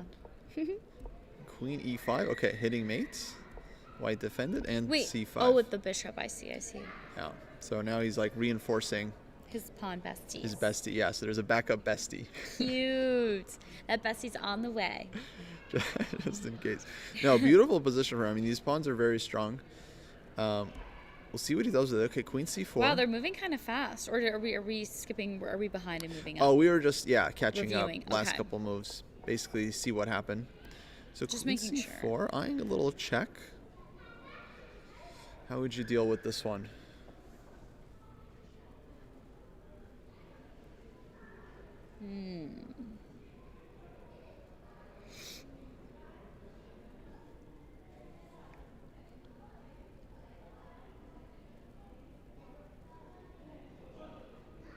Maybe. You could just put your rook on e7. Yeah, Be just like, chill. go ahead, check me, see what happens. Yeah, why? See what happens. See what happens. Yeah, I like this move. Chill. Chill. Exactly. Yeah, I'm being chill the rest of the tournament. It's like black is in control. Everything is defended. So, Mm-hmm. okay, just covering little threats. And now please make your next move, sir. Yeah, let's see what you got. Exactly. I like this. Keeping the pressure on the clock. We'll see. Tony's favorite. Tony loves flagging people. He does. There's all these bullet freaks out here. They're like, I have to flag. Ah." Blitz rating is the most important rating. All right, Tony. Obsessed. Yeah, during the streamer panel today, he's like, well, like, what do you love about chess and blah, blah, blah. And he's like, I'm addicted. Let's be real. It's an addiction. I'm like, well, he's not wrong, but it was just funny. All right, let's see. So Tony doing well. Let's see Joe Bruin. Whoa. Whoa. G5 D4. Right off the bat, just like looking at a quick glance, I kind of like Joe's position more. Just off the rip. Right. I don't know. He just looks like he's a lot cooking. He's a lot cooking. Yeah. Only official terms here. Right. Well, he's got some play. D4. I mean, this is a huge move. Black took this one. Now, important question for you, Koshto. Mm-hmm. Would you take back with the pawn or the knight? Or something else entirely. Or would you go for that hanging pawn on b5? That's what Joe did. Queen B5. Dang. Okay. Because I guess, okay, if you take D4, we got to recognize black has check and the rook. See, that's what I was looking for from you. Good. I passed. So I like Queen B5. Okay. Okay. But I'm actually a little suspicious of Joe's position here, I gotta say. Really? What are you suspicious about? Well, the position is opening up. Black has two very strong bishops. One of them's hanging. One of them's hanging. But white's knights are very unimpressive here. So the move I'd be looking at for black would be DC. Yeah, because then you're like, oof. So if you take the bishop on e5, then it's like I'm taking here. So I get the piece back. Oh, you're gonna get 2 pieces because you take And back. if you take, I take as well. Yeah, and the now you queen don't goes. have to take this one. You can go here, for example. Okay. But then what is this position? Like pawn on d2. Ooh. We got a rook lined up against the queen. Ooh. Bishop takes b3. Ooh. Bishop takes h3. Oh. So I'm... This could get ugly fast, is what it seems. Yeah, like. so DC, I think he has a different move in mind. I think he's going to He maybe play must. like knight f3. That's actually what I was gonna ask, because then it covers that, and it saves the Yeah, knight. And now their bishop is kind of wonky. exactly. And these are the kind of key moves like really important to look at when like 2 pieces are hanging. Mm-hmm. Instead of just looking at like the capture, it's like, okay, what if I save my piece nicely? Mm-hmm. Actually, this is something I wanted to point out in your game. I don't want to harp on too much stuff, but now that No, we're I'm here. more than happy to take the help because I obviously need it. So anything you have to tell me. So you came up with a bit of a cheeky move here, queen d2. Right? Cheeky. I was like, maybe he'll be like, the knight just looks too juicy. It was like your knight's hanging, but hey, you're hitting the rook. Mm-hmm. So the thing you have to be very careful about here is if the rook can move with tempo. True, because yeah, if the rook went to threaten my queen, it's protected by the, like I couldn't take, you know? Yeah. Yeah. Yep. Yep, you're probably right So about that. here you're caught in the rain, basically. Yeah. So that's what you have to be very careful about. I remember I did that once as a kid. My opponent was attacking my piece. Mm-hmm. I like counterattacked his bishop. Mm-hmm. He looked at me like really weird, moves his bishop back 1 square and like attacks a rook. And now I have 2 pieces hanging. And you're like, oh. Like, oh. But I thought you were going to take me. Yeah, you're like, you weren't supposed to do that, sir. Yeah, I thought we were boys. Yeah, right? That's so funny. Yeah, I Yeah, resent- that makes a lot of sense. And I feel like I do know on like the grand scheme of things, like if you're going to make a counter threat, it better be good. Yes. But I think I just got myself into such a sticky situation that I was kind of like, what can I do? So yeah, I just got a little sticky today. But okay, that's our tactics lesson of the day. Of the day, more like of the minute, because Of there's the more to minute. come. Yeah, there's gonna be... Oh, okay, looks like we had a draw here. Okay, this was board 2 game. Not the most exciting game. Draw between strong IM Liam Putnam and Grandmaster. We've been kind of like keeping No. up with Liam's games, I feel like. We've seen a few of his games. Yeah. Yeah. And he's having a good tournament. No losses, 3 wins, 2 draws. We ball. That's pretty, and he played a GM. That's good. Yeah. Played his first GM of the tournament here. So, definitely in good shape. Question. Yeah. So notice like their ratings are basically the same, but Fidel is a GM and Liam's an IM. Does Liam need to do like something else to be a GM? Like Yes. okay. Okay, very good question. So basically, to get a title, you not only need a specific rating, which in this case is 2,500, you also need what they call norms or Oh, right, Grandmaster right. norms. And what that is like a really good performance in a high-level tournament. Oh. So Liam has been consistent enough to where he's gotten his rating to up to 2,500, but he hasn't had like 3 like breakout standout performances. So you have to have like 3 baller games, and who determines Baller that? tournaments. Tournaments. A whole tournament. Oh my god, that's wild. So right now his rating is 2,500. To get a norm, he has to play the tournament as if he was a 2,600 player. Jesus. So that's very Okay. tough to do. Yeah. And so for some players, they get the rating up to 2,500, but then they don't quite get the norms and they have to get them. Some players, they get the norms because they have like amazing tournaments, but then they're not consistent enough to get the rating. Like the Dang. guy I work with, David Pruis, on my channel is International yep. Master. His FIDE rating now is like completely gone south. It's like 2320, very, very low. So he's very far from Very low, guys. very low Jeez in the Louise. dumps. He doesn't even go outside anymore. He can't even show his face.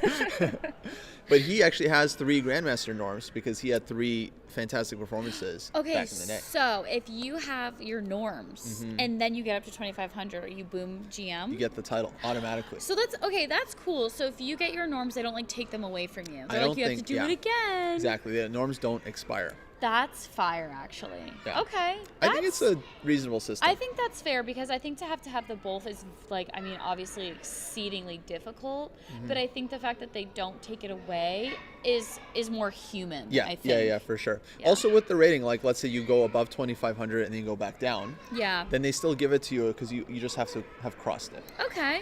That's respectable. I think Yeah. that's human for sure. Okay, yeah, yeah. cool. Good to know. Good to know. We have another strong IM on board 1, Ooh, Alexei? Alexei Bilich from my home country of Ukraine. That name goes hard.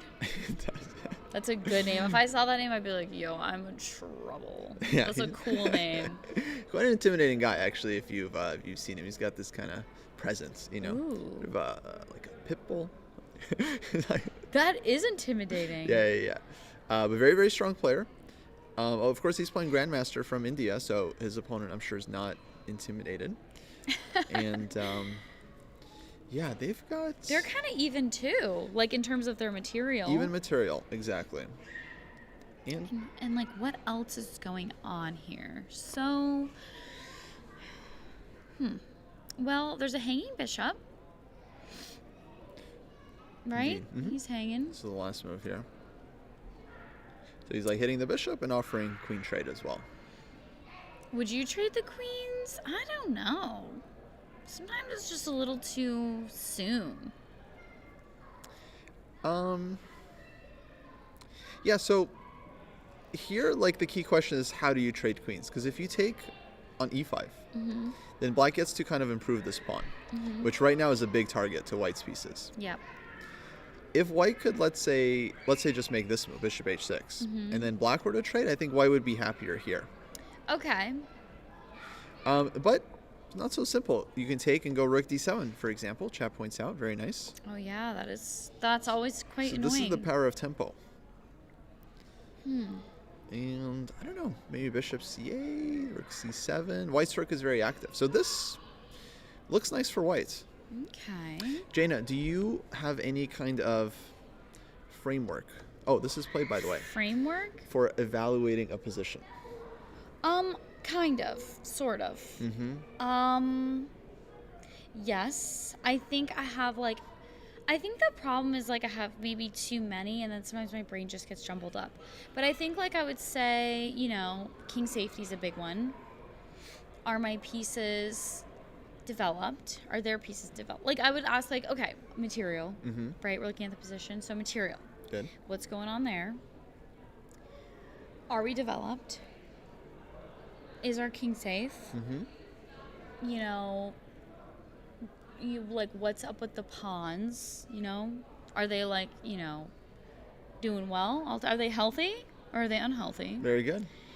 And, kind of just stuff like that. Okay. Does that make sense? I think I would say it's probably the best. That was solid. Okay. That was very solid. Thank you. Yeah. Very solid. I think you've been taught.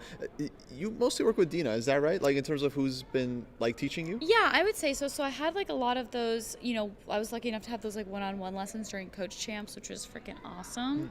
And I'm in her Russian chess school now, which is still awesome. So I don't get as much one-on-one, but I have access to all of, the Russian chess school materials, which are very helpful. And I really like their puzzles a lot. And they have a lot of awesome coaches on top of Dina. So yeah, I would say majority of my chess knowledge is from the Russian chess school and stuff like that. But I also watch YouTube. I also watch other things. I had kind of a coach in Arizona that we were just kind of going over some stuff, and I feel I just try to take information from anywhere I can. Nice. Although sometimes that's why it ends up jumbled. Sure. Yeah, you have a lot of stuff to think about. It's actually a very common problem in chess. I like your framework very much. Actually, it's very similar to my framework. Basically, you have material. Everyone knows how to count material, and that's important. You have king safety, which is not always the easiest thing to evaluate, but you can kind of understand having a safer king is better. If you're about to get mated, then it doesn't matter what the material count is, Yeah. right? Vice versa. So king safety kind of potentially trumps everything else. Then you mentioned how developed are your pieces. For me, I just say piece activity. That's Okay. kind of my blanket term. And here it's it's white's rook is on an open file. Black still has to develop the rooks. It's white has more active pieces. Like, Also, their light squared bishop isn't really doing much. yeah, exactly. Like if you look at the bishops, and easy way for people, like how do you tell which piece is more active? It's like who's controlling more squares. Just like a very easy way to immediately figure out whose piece is better. One of the lessons I did with Dina in the beginning, she was like trying to teach me that. And she was like, okay, like how many squares does like the queen control something? And I was like not counting right. I think just because I was nervous. It was like one of our first lessons or something. And it was Dina, just yeah. hilarious. And I was just like, okay, I'm actually just learning to count really right now.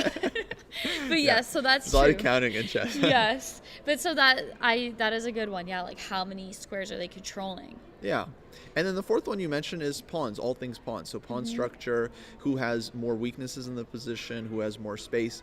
Pawns I kind of put last because I feel like I mainly pay attention if everything else is kind of roughly balanced. So if the kings are like relatively safe, material is equal, pieces are kind of similar, but one side has a bunch of weak pawns, then that side is worse, Yeah. right?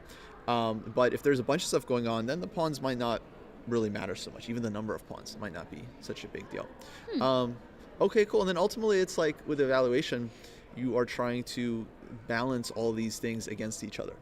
Like having more material is good, but so is having a safer king. So if you have more material but less safe king, figuring out how that balances is very difficult. One of the hardest parts in chess. Yeah, or like messed up pawns, but like you have a really good position. Right, exactly.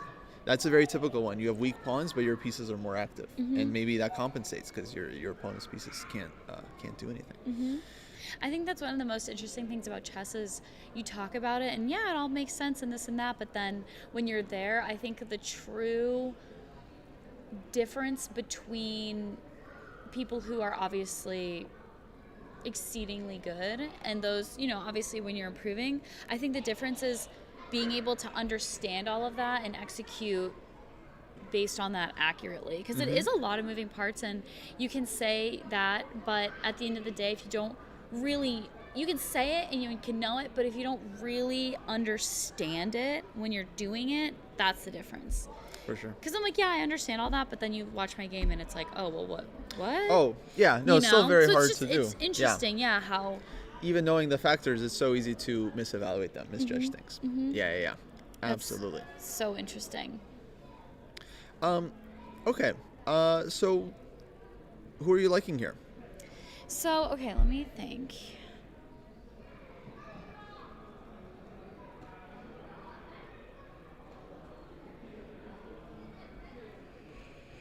Compensation, very interesting thing in chess. Yeah, definitely one of the hardest or more advanced topics, I would say. Like material compensation, trying to figure that out. Yeah.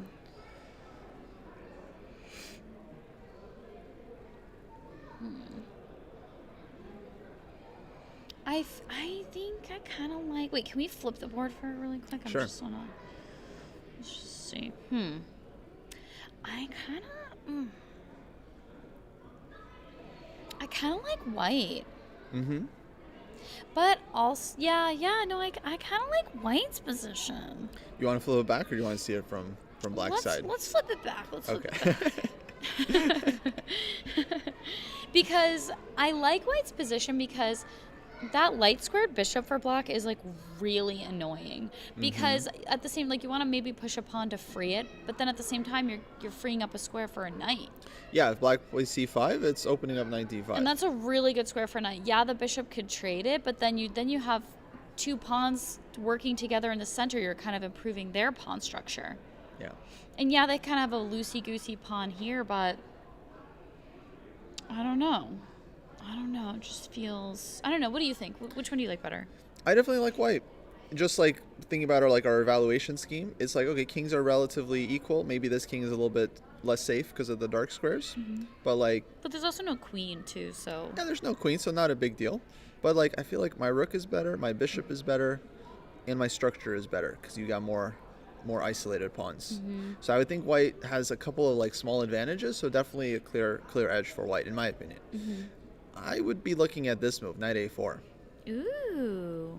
To protect this pawn and maybe jumping around somewhere else? Yeah, I kind of defend this one, and if I need, and yeah, I really want to put the knight on c5, where I would call this it's not an official outpost, because, well, it's not a protected outpost. Right. But it is an outpost. Yeah, because who's going to kick it away? Exactly. And look, there's a juicy fork. And yeah, So I also like this bishop that it's like controlling the d8 square. Yeah, that is nice. But okay, black will fight back. Black will go f6, I think, and like rook d8. And then rook to d1, we reinforce, and And then maybe you could still move your little knight over. and knight is coming in. Yeah. And then here's the question for you. You wouldn't take that bishop with your knight, right? Yeah, generally not. Because, like, let them have that bad bishop, whatever. Yeah, exactly. Okay. I would only take, let's say, if I'm maybe winning a pawn, winning 2 pawns, some kind of concrete reason. But yeah, generally I'm trying to, keep my knight here and like, just kind of dominate black's position.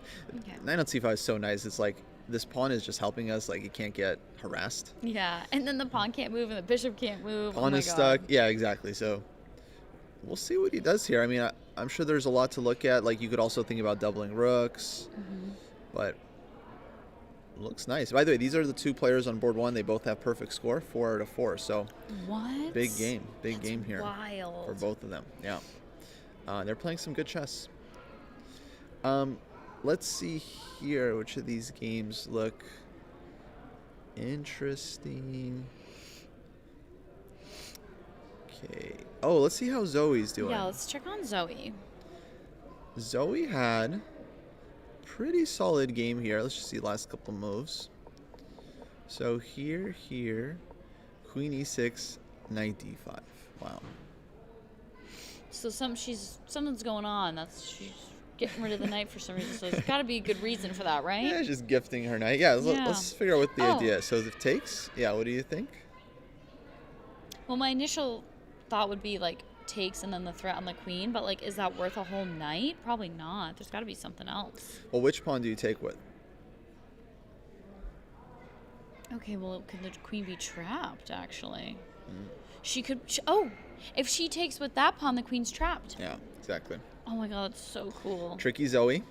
Wow, she's a freaking genius. So knight d5 and like threatening The fork? knight c7. But then knight b6 she took. Hold on, this is very interesting. She of course had the fork. 100% she saw this. I mean, 100%. 100%. But I think black was about to sacrifice the exchange. So queen takes pawn. We got a trade. And let's say we take a rook, black recaptures. So they would end up in this endgame where white has rook for knight and pawn. But black would be very active here, like bishop on g7. Yeah, this is a little messy. I think she didn't want to see this, and I don't blame her, honestly. I feel like you start to lose a lot of pawns. So And it's hard to like keep track when, I mean, oh my god, I hate seeing 2 knights together like that. yeah, Oh, it's so difficult to manage. traumatizing. Yeah, and you're just like, no square is safe. I can't move anywhere. So yeah, I definitely don't blame her. So she instead trades. She's like, I want none of that. Bishop h4, kind of repositioning the bishop. h6, rook d1. And this is our live board. Oh, Grandmaster is down to under 12 minutes here. Ooh, So she's Zoe. got him sweating. Yeah, she's putting some pressure. Go, Zoe. The funny thing is that this is her 3rd game against this opening, the King's Indian. So for some reason, they Oh. keep playing it against her. That's wild. I hate the King's Indian. Oh. Sorry. No, it's Do you love it or something? favorite opening. Really? No, you're entitled to your opinion, of course. Yeah. I think I just hate it because I don't know. I think so. I played the London. I know you probably hate that too, but so whatever. We hate each other's openings. But yeah, every time you play the London, people play King's Indian. And my first over the board tournament in North Carolina, I faced it and I lost. And I sent actually, Dina was like, send me the game. I want to see it. And literally, I sent it to her and she was like, why do you play like this against the King's Indian? It's such a bitch opening. And I was like, oh my god. So now I just like am like, yeah, I hate that opening. It kind of just like riled me up towards it for some like no reason.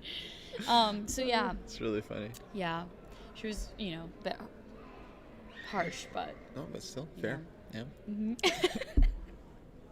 you're like my precious King Indian. Okay, well, what do you like about the King Indian? The King's Indian, it's a very rich opening. You get a lot of Rich. attacking chances as black. Yeah. Okay. So rich opening, not what Dina said. I know. I was like, wow, okay. I don't know why. I did love when she said it though. I was like, yeah, let's Yeah, go. that's I'm like, really you're funny. right, but it's probably just because I lost to it. So, okay. But yeah, I know you get to play for the win as black against d4 queen pawn, which is not so easy. You know, so no, I think it's lovely opening. Now, the interesting detail here. Right now, the knight could jump to e3, and that would be a complete novelty. The black can go knight takes. For a second, I was like, is he serious? Okay, he went knight d7. He could have taken this pawn on e4, self-pinning, Because- Yeah. because he has two defenders on it. But I guess knight to d2 was Zoe's idea to attack the pin piece. And then if f5, maybe f3? Ooh. Very risky. I don't know. Bishop d4 check, king over. And the knight is pinned, so Yeah. would be losing the knight. I think this is her idea. And it looks like he believed her. He goes knight d7, kind of rerouting the knight. Probably wants to put the knight on e5 in case of like bishop g3. He's got knight e5. And cemento. Everything is solid. Dang, I guess well, it's the King's Indian for you. That looks pretty solid. You're onto something there.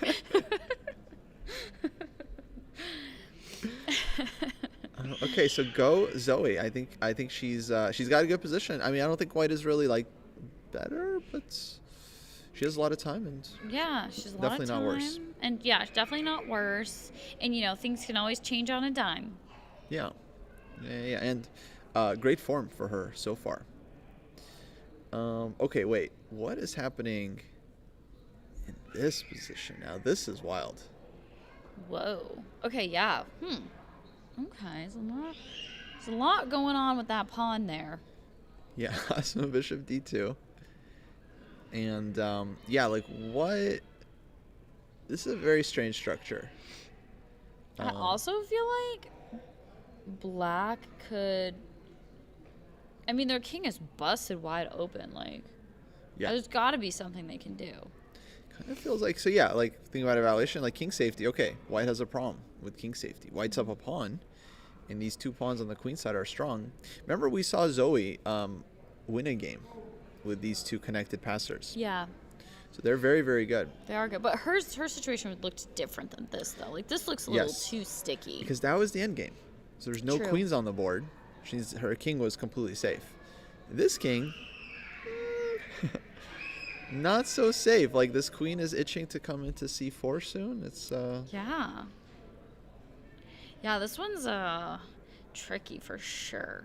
very double-edged. Like white can push e5 right now, and now black would have to figure out some move with the rook.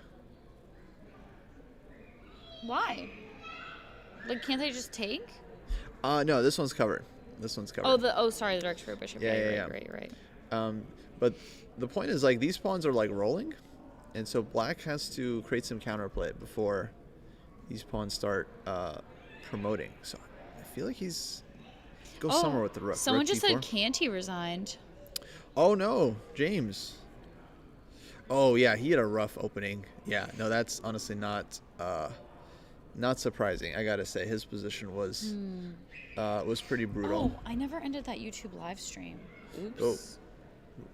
Still alive. No, but I'm muted and everything. It Oh, was yeah, yeah, no, just sorry. for the stream earlier, so it was all muted and everything, and it was face down, so you couldn't see anything. But I just forgot to do that. Oopsies. 2280 GM. Now listen, Enrico Sevillano. I have a story about him. I grew up playing against him. Oh, 'Cause really? He is from Southern California, Oh, that's cool. and he might be my most played opponent actually. Like USCF, I played him like 15 times. That is a lot. Brutal score. You know, he's been like basically GM my whole life, right? Wow. So he beat me a lot on my way up. Then I beat him a couple times too. So, you know, bounce back a little bit, but no, he's very, very good, and his rating I think is not representative of his true strength. He's a very, very tricky guy. So yeah, this is Canty's position. Last move that Like we Canty have is black here. was castles, and But yeah, castling hangs the knight. yeah. This okay. I guess he has this one in mind. Takes queen 4 check. Oh, and then you get the knight back. And then, Well, not really, no, because the thingy's there. so rook is hanging. If you defend the rook, then you get Oh. the knight. So you kind Okay. of get something back. If white could castle out of check, that would be a nice move, but still not allowed. Unfortunately. Yeah, 2026 still can't castle out of check. God dang it. But he does have 97 check here. He can throw this in first Ooh. and then take, Yeah, what the heck? and then I feel like Might I'm be a sure he good piece. calculated it because when he came over the other day and we were like, oh, tax blah blah, and he was like, oh, I calculated that, blah, blah, blah, and we were like, true. So No, there must have Canty, been yeah. some reason why he was not feeling it. He has very good calculation, but Mm-hmm. his position was very bad here. He played f5, trying to kind of break out. Rook to d1. This is where he castled. If he doesn't castle, I mean, bishop takes d6 is hanging. His king is in the center. There's going to be knight c7 check. Ooh, and yeah, then you can't castle because like you can't stop that knight. Oh well, no, I guess you could take with the black queen though. Yeah, so knight c7 we couldn't do right away, but let's say we take this one first. Mm-hmm. Then knight c7 becomes a big problem. Gotcha. Yeah. So Gotcha, Kostya. Kind of rhymes if you like force it. close. We'll workshop it. Yeah, we'll work on that.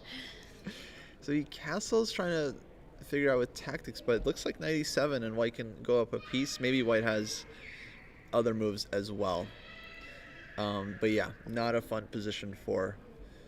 Oh, b3. Oh, that's a nice move. Okay, and he's black, so That's a nice move. it's okay. Because if he takes, something fishy's gonna happen. Well, think about the line we were just looking at, right? It was like if queen takes knight, queen e4 check. So if he takes there, he doesn't have the same thing. So he throws this in. Now there's no queen e4. He just loses the horse. Oh, that's dirty. That is dirty. And he can't drop back because of the fork. Oh, ooh, that's juicy. Hello, come in.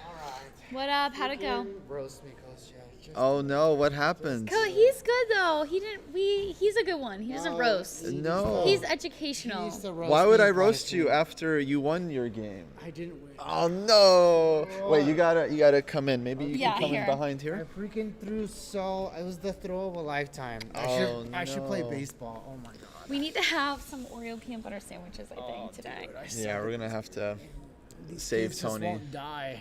Oh, as a kid too. Oh, No, Borat's Tony. here, by the way. Hey, Borat.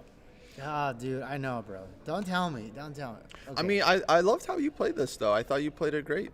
Like this is a beautiful position. Oh, I thought it was beautiful. Yeah. But then. Rook it e7. just- Hey, your move. Yeah, Nice. it just like fell apart. See, sometimes I think like you guys. No, So- for sure. Let's see what happens. So we're a bit behind. So knight d5, bishop c6. You go back. Yeah, I can't go anywhere. Knight b6, and it's actually not good. I might lose a pawn. Oh, and b4. Oh, he cracks you. Yeah, and I knew before was coming, but before, instead of bishop c6, which was a great find by him, I thought he was gonna go bishop b3, and then I go knight b6, queen g8, king h6, queen check, queen g7, and then I was gonna go into this version of the end game, and I was 100% he would trade here, Right. but. Then- He found bishop c6. I missed that. Bishop c6 is such a good resource. Wow. It, So uh, bishop c6. What it, did that? it kills everything. I can't do anything. Because if he takes your knight and he takes your, you can't really take back. This Well, one's hanging, he yeah. basically regains control of the whole center with this move. And if you go knight b6 here, Yeah, queen e2. Queen Queen e2. Queen e2, and I'm gonna lose the pawn. And still lose the But structure. what if you then pushed? Oh yeah, no, there's a lot going on there. Okay, never mind. I guess you still have knight d5 here, but then he can repeat. Yeah. So Yeah, and that's then I'm not- stuck again. You're trying to play for the win, guys. This is Tony from Chess Sharks and Jay Dizzy, What's up, guys? two of the streamers here in the tournament. From Shark Chess. So yeah, after the b4 crack, like I can't do anything. It's like everything liquidates, and I'm the one with the isolated pawn in the end game. So after all the trades, I was like, Queen takes here, or yeah, queen takes. Yeah, you gotta do queen takes. It's the slightly cleaner version. I still feel like you're looking pretty decent though. No. Yeah, but there's no imaginary way where you win this unless he blunders.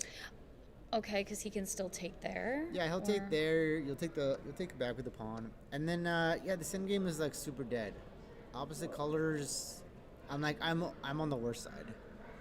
And I can't visualize Like a 93? possible win here. Yeah. I offered a draw when I took the pawn. Around here. Yeah. And so you drew, Yeah. and he was down. And I suck. God damn. It was so beautiful. I couldn't kill this kid.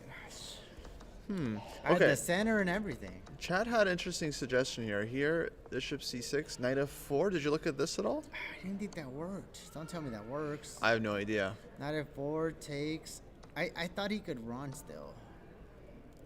But you do have a d3. Ooh, D3 to run? Shut up. No, Coach Chet, don't tell me. No. There's got to be a resource. There's got to be a resource. I can't imagine Knight f4 working. I mean, he could decline it, but... Oh, man, Knight f4? Okay, but like ultra mega worst case? No, that doesn't work. Shut up. Knight f4.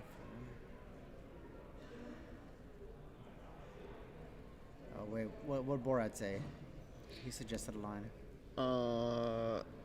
D3, bishop takes e4. But wait, white's move. Yeah, it's White's move. So like, what would they do? Maybe cd? But then you just go right here. Yeah, Yeah. but you're running away, Maybe. which is the idea. But then, I'm like, how? But where does it what get, if you just how does move it your get rook over dangerous? and do Once you that? plan on e3, I don't think I'm ever getting you. This one defended. Yeah, does black have some...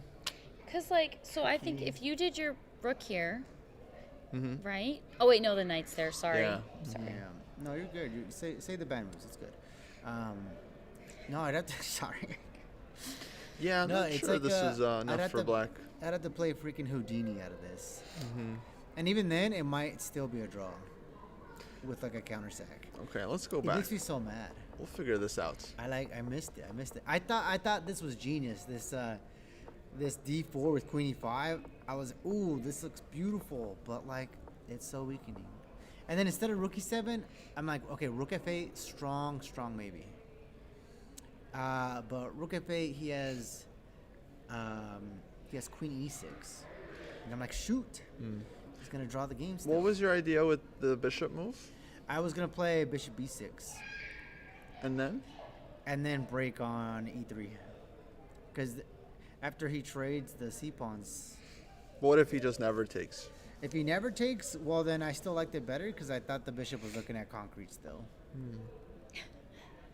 See, I feel like you're you want some like e3 thing? Yeah. My instinct maybe is like h5, h4, try to Okay. soften him up like this. I thought about that. Yeah. But it did feel slow because I knew b4 was going to come eventually. Ah, okay. And I just couldn't make it So work in some my head bishop in time. move and then... Yeah, like bishop But there, even by then, though, you bishop could back. push that, right? Yeah, but you need more. You need more. Oh. And then like after Something you, like this would be the idea.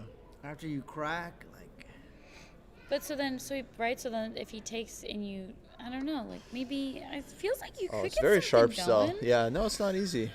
It does feel like you should have like an easy way to... you would think. This is tricky. You would think, and I Okay, you could go, feel like a dumbass for you could go not A5 finding here. it, but like, a3.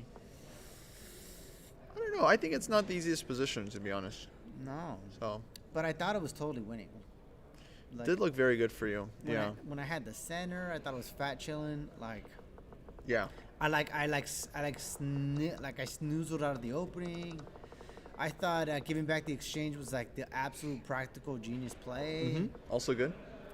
Like it just felt like, okay, these are all the moves I'm supposed to play as black to win, and then like I just didn't. You go d4 here to cut the knight. I gotta feel like that's right. Right.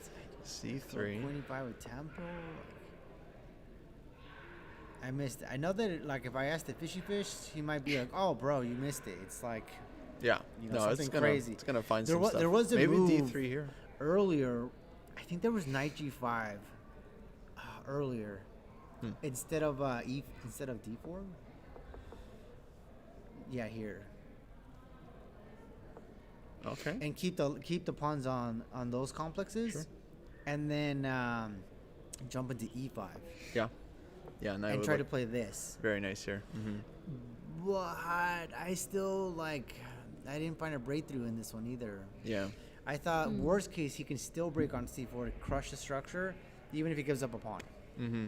And I'm like, oh gosh, the hanging pawns are so tough to deal with. Yeah. Yeah. No, So, position like, does look nice though. I don't know. I just I'm not good enough to win the win. I think you are. I think it's just, yeah, he had that tricky move and Gotta be like a GM or something. well, you're getting there. No. Not playing like this. Well, you Throwing can't voice win them down. all. That would be weird. Yeah. You know? That'd be sus, dude. That would be real I sus. mean, it would be sus. Who's this but, guy just winning? Can I Yeah. at least win the winning ones? That's all I'm asking. But to me, it feels like when you analyze something and it's like you're not seeing the easy win after the game either, probably means it's just not that simple. Even though it looks very good. Yeah, it just feels like it should be. That's what bugs me. Yeah. I think, get that. I mean, obviously, shoulda, coulda, woulda, but I feel like, yeah, if you did have maybe an extra rook or something to kind of back up some You're stuff. right. You're right. If I just had extra, If this was Bughouse, game over. easy peasy. Everybody, give me rook odds. I'll beat you. Give me the rook. Come give me here, the rook. Magnus. Yeah, no. So I felt really conflicted about it afterwards. I wasn't happy about it, even though analysis says oh, you can't be too mad at yourself. But I like to be mad at myself. Yeah. Well, it's okay. Kind of self-critical. I mean, you're one win, yeah, and two Yeah. draws. So yeah, 2 out of 3, but 2 out of 3 playing down. still Freaking these So? kids, man. everything to play for They're resilient. in this Yeah. tournament. Yeah. Oh, kids. Can't live with them. No, you Yeah, can't. we can stop looking at this. What happened to Kanti? I didn't get to catch the end. He resigned. Shoot. yeah, no. his- Did he mess up? Because I was worried about Yeah, it. his opening was pretty busted. Summer won, looks like. Hey, 3 Oh, for 3. yeah. Oh, Sure. let's see. Go Summer. She blunders so hard. And it was a back rank. I knew it. Wait. Yeah, it was right at the end. How did this happen? I actually really liked White's position for a while. So rook a1, white fixes the rook. Rook Yeah. e8, They, Rook Oh, then they F2. ruined it after that. yeah, they think it's fine. check, Check, rook back, Rook rook back. takes on a1. takes, and Whoa, that can't be right. Hold up, that's a DGT slip. probably some DGT thing. Yeah, What? No way. I don't think this happened. No way. I don't know, bro. Hold up.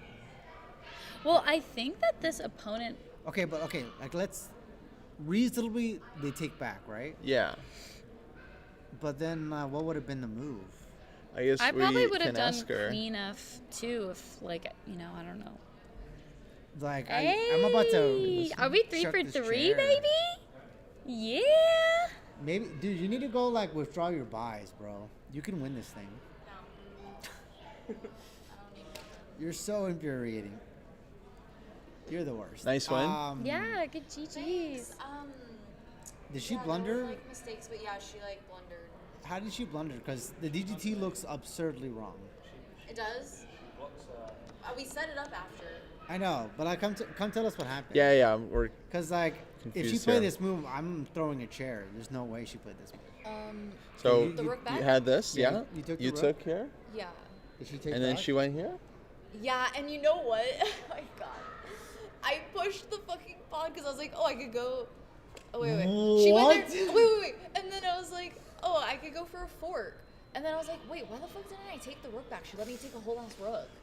Yeah. Bro, I don't know. I was so tired. and somebody hungry. give this to guest ego. I can't. But That either is way, crazy. listen. Either way, You should go sit down.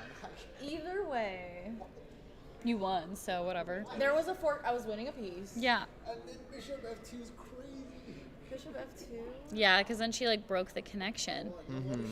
Boom. Dude, I felt so bad. She deserved to be sad. It's okay. No. I felt so bad. I was like, oh my god. But you were playing very nice game, I gotta say. I felt like I was doing pretty good, like with my development and my pawn pushes. But then like I started fucking up with my rooks or something. Like I just didn't know how to get my rooks to where they needed to be. Here, have a seat. Have a seat. Join us. Folks, this is Summer. Summer Star. Hi. Are we live? We are live, yes. Oh my god. I'm over here cussing. I'm so sorry. No, it's all good. It's some, Yeah, I thought Queen B 6 was okay, but Yes. I was trying to like go for like a discovered attack, you know, but apparently it was just like not good, I guess. What do you mean? It was like a miss. Oh, fuck that. That's a good move. What are you talking about? That's what I thought, but there was better than that move, so I don't know what. Maybe there was better, but this is a very reasonable move. You're just improving your pieces. Yeah, Like, I was like, I'm connecting my rooks. I'm getting my queen close to my bishop. Maybe I could get it in line with the Yeah. bishop and do a little checkmate, you know. perfectly reasonable, I think. Then you snag the pawn. Good. Yeah, I wasn't sure if that was like worth it. Here, I wasn't sure if I should have done that check or not. And then coming back all the way back, I was like, maybe I should just play solid and not try to get crazy. No, I think totally right. Okay. And now the rook on a2 is just bad. That's what I thought too. I was like, the rooks are, nothing's protected at some point. Like the rooks were all just, I don't know, everything was scattered. It wasn't like coordinated well. Yeah. So rook e8, good. Queen g4. I got a little uncomfortable in this position. I was like, I feel like I could easily mess this up. Yeah. But I wanted to do this so bad. I was like, I wanted to get my, Trying to get queen f2, yeah? I wanted to play queen f2. Yeah. I was everyone just says dying it's to play queen f2. queen It's f2. too much puzzle rush. I know. I was like, queen f2. How do I get this bishop out of here? That's why I pushed my pawn to maybe push the bishop there, you and I wanted was gonna go queen this. f2. Yes, I was gonna do something like that, but I don't know if it even like really matters. Looks nice. But I mean, yeah, no, that's great. but also go back one, go back another. I didn't realize that she had bishop b4. No, like just at any point bishop b4. Oh, I when see. I put my rook, yeah, bishop So- b4. So rook over. Oh, like But you to- didn't do give her a mean chance because H4? you're hitting the queen. Yeah, but just go like I feel like there's just chances for her to do it, and then I feel like I realized after the fact, or did I realize now? No, I think you got it in Oh, I time. realized now. Okay. Yeah. I was Like- like, how long has that been there? Here your rook is okay still, and then yeah, tempo. Yeah, so you were good here. I was looking at this position. I thought I would maybe go for this move, queen d4. I was thinking about that, like trying to get the queens traded off, and if not, I was like improving my position. Yeah, But I just was like, I feel like I'm attacking, and I don't want her to do a queen trade. I was see. like, if I'm attacking, like I want to go for the win. I don't want to trade down. And so I just Gotcha. avoided that. yeah. See, I was kind of thinking it's vice versa. I thought white's the one who's attacking. You're the one that's like pawn up and chilling. Oh shit. So if you trade the queens off, then it's like this rook is still bad. You got rook to e2 coming, and now your king is totally safe. Yeah, I thought about trading the queens because I was like, I think this could be like a clean endgame, and Yeah. things are looking cute. But you know, you don't know, you know. Then it got a little tricky here, but doubling is good. And then yeah, she lets you in. Oh yeah, I thought that. I don't know if that was like the correct move, but I was like, I definitely. And I thought she might make a mistake and take it back, you know, because obviously the best move is the rook, Yeah. down. But I was like, she could make a mistake. Who knows? And I don't know if Takes. taking this rook was a good idea. I just took that rook. I was trying to get her to put her rook all the way over there to Right. be like useless. Get her off sides, absolutely. Yeah, and then I was gonna go queen to. Yeah, I just can't see the. It's Yeah, no worries. My contacts are so blurry right now. Yeah. So my eyes are so dry. Nice and active. D4 somewhere. Open Yeah, up I this was bishop. hoping to push d4 at some point. Mm-hmm. Yeah. Nice. I thought it was all good, but if you keep going, like I don't know. I think. Oh yeah, we talked about it. I don't know why I didn't take the rook. Yeah. Like should I? She gave me a whole Some rook. mutual. And I mutual was so blindness. dead, you know. Yeah. Um, Okay, you're on 3 out of 3. Good stuff. Heck yeah. Can't wait to have my bye tomorrow morning and sleep in, Oh, okay. Got to buy tomorrow morning. and Sunday morning. Tony's not so happy about it.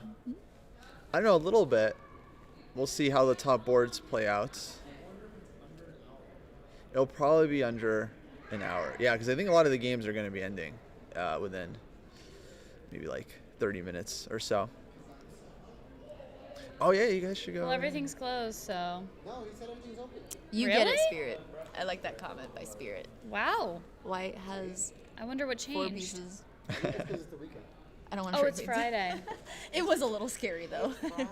I was like, I probably should have kicked this night at some point, because I remember like meeting with my coach, Coach Joel, and he was like, if that knight's over there, just push your pawn and kick it. And I'm like, yeah, true. Shout out to Joel. He's sleeping right now, but he was watching your games earlier. He was. Yes, he's very interested. Good. Yeah. We talked about this. Okay, well, this is our board 1 in-game battle between our 2 perfect scores. And wait, did he play this knight a4 move? Oh, he played it later. Okay. So in this position, we're looking at it here. He went b4, rook d7. Can't take this pawn because of bishop e7. Always tactics lurking with these guys. He's still stuck with that bad bishop. And that bishop we were is talking still about. He's stuck. Still stuck. Yeah. So it feels like white. Yeah, now he's just adding insult to injury. He's bishop e7. Okay. He's like, screw you. Knight a4. Knight f4. Okay, but now this knight is coming into c5. So. And he's hungry for a bishop, I think. Yeah. This rook on a7 is funny. It's a little trapped, but I think it's gonna get out. Yeah, I don't think that rook's worried. Yeah. Because what can you really do? You're tied down to the bishop here. Yeah, because even if it moves over here, like, okay, whatever. Take a pawn, I guess. Yeah. So okay, knight f4 though. Black is also activating a little bit, posturing up. That's an annoying night. But maybe I would just take this one. Put my knight on c5. I defend e4. Okay. feel like Wow, this you're is- so smart. Wow. It Sorry. looks good, right? Yeah, no, that's fire.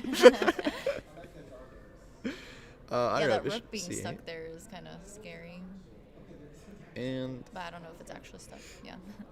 I don't know how big white's advantage here is, but definitely white's pressing. The king can try to come in, and knight is looking very strong. See how my Ukrainian brother, what he comes up with. How many games are left? There's a few. There's we got like 40 boards or something. Oh, wow, yeah. Live, but some games already over. Oh, looks like Zach lost. Oh, bummer. I just ran into him, yeah. Tough. Oof. Yeah, his position was fine, but he got some time pressure, and looks like the game was. Wasn't he playing, an IM too? He was. Yeah, no, he's playing. Yeah, very strong player, but yeah, this doesn't look fun for black. Wow. 2 bishops. G6. Oof. Rook F2. Wait. Huh. I don't think this happened. I think there was some DGT error. Probably he took on F2 and then Yeah. ended up getting mated somehow. Not sure. Maybe rook takes F6. Yeah, rook F6 probably played. And yeah, this was pretty brutal for black. Just mate falling up, looks like. Boom. Tough. Oof. Wow. Yeah. Damn. Okay, so tough day for Zach, but hopefully he'll bounce back. Canty, I think, was in trouble. Joe Bruin. Oh, we had this DC Knight F3. Oh, Uh-huh. okay, that's As right. Yeah, that's expected. right. Yeah, we Yeah, were we talking had about this. that. That's right. So So bishop now he's like, D7. okay, gotta put some protection on that bishop. Queen D3. Oh, why would he? That was crazy. Hmm? Did he just hang? Oh, sorry, I thought he hung his queen. Oh no, he's good. Yeah. Bishop D7. He covers the D file. Queen D3 gets. Gotcha. Oh, okay. Sorry. No, you're good. Bishop E3. Bishop B5. Counterattack That's what happened City. to me yesterday. Dang. That's scary. Yeah. A little bit different, but yep, you're in front of that rook, and they're like, gimme. Queen D1. Oh, I didn't. Oh, because they would lose their So queen. both queens were hanging. Yeah, so he saves his queen. Black saves the queen. He saves the rook. Bishop to G3. They really want that rook. Ooh, Damn. yeah, black is going after him here. He still has bishop f2, but the issue is black takes, and then looks like e4 pawn is just hanging with check. Oh gosh. So yeah, this is going to be a tough one for Joe Bruin. He's going to need the luck of the Bruins to get out of this one. Yeah. Okay. Tough position here. Who else we got? Oh, Tatev. I was looking at Tatev's game. This one was wild. Okay, this one was very crazy. What was happening here? We left off around here. Rook e5, rook d1, rook d5. And white just had this very nasty pin against this knight on f6. So this is a chaotic position. With the chat, we were even looking at this kind of move, knight g8.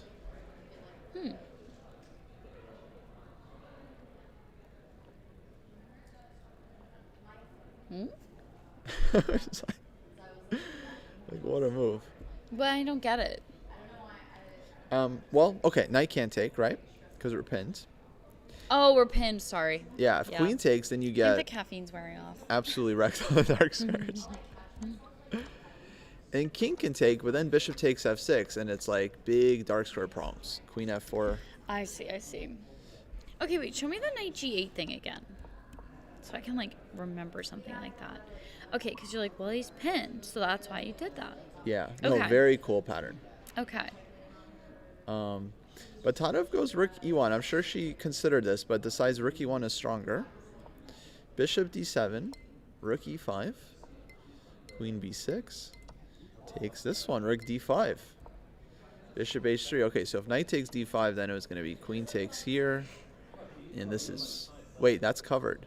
By the knight. But I guess, okay, takes this piece, and king is still in dire straits. Maybe queen takes d5, queen e5.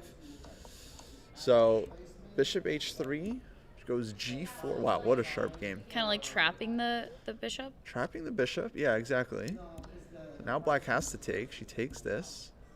She takes this. Threatening queen e5. So rook to e8. Knight f7 check. King g7. They repeated. Really? She keeps going. Queen f3. I mean, I feel like she should. It's looking good. Knight e5. Oh, bold play. Just knight e5. Just like, okay, now we play.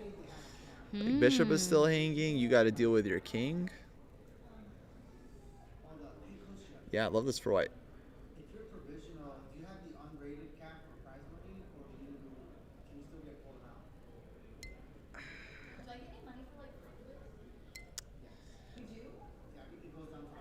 I'm not sure, actually. I think you would check with them. Yeah, provisional, you might be okay. Yeah. You also could do a queen here, Yeah, queen f7 depending on what they do with the rook. is a huge threat. Whoops. What's that? Yeah, queen f7 is a big threat.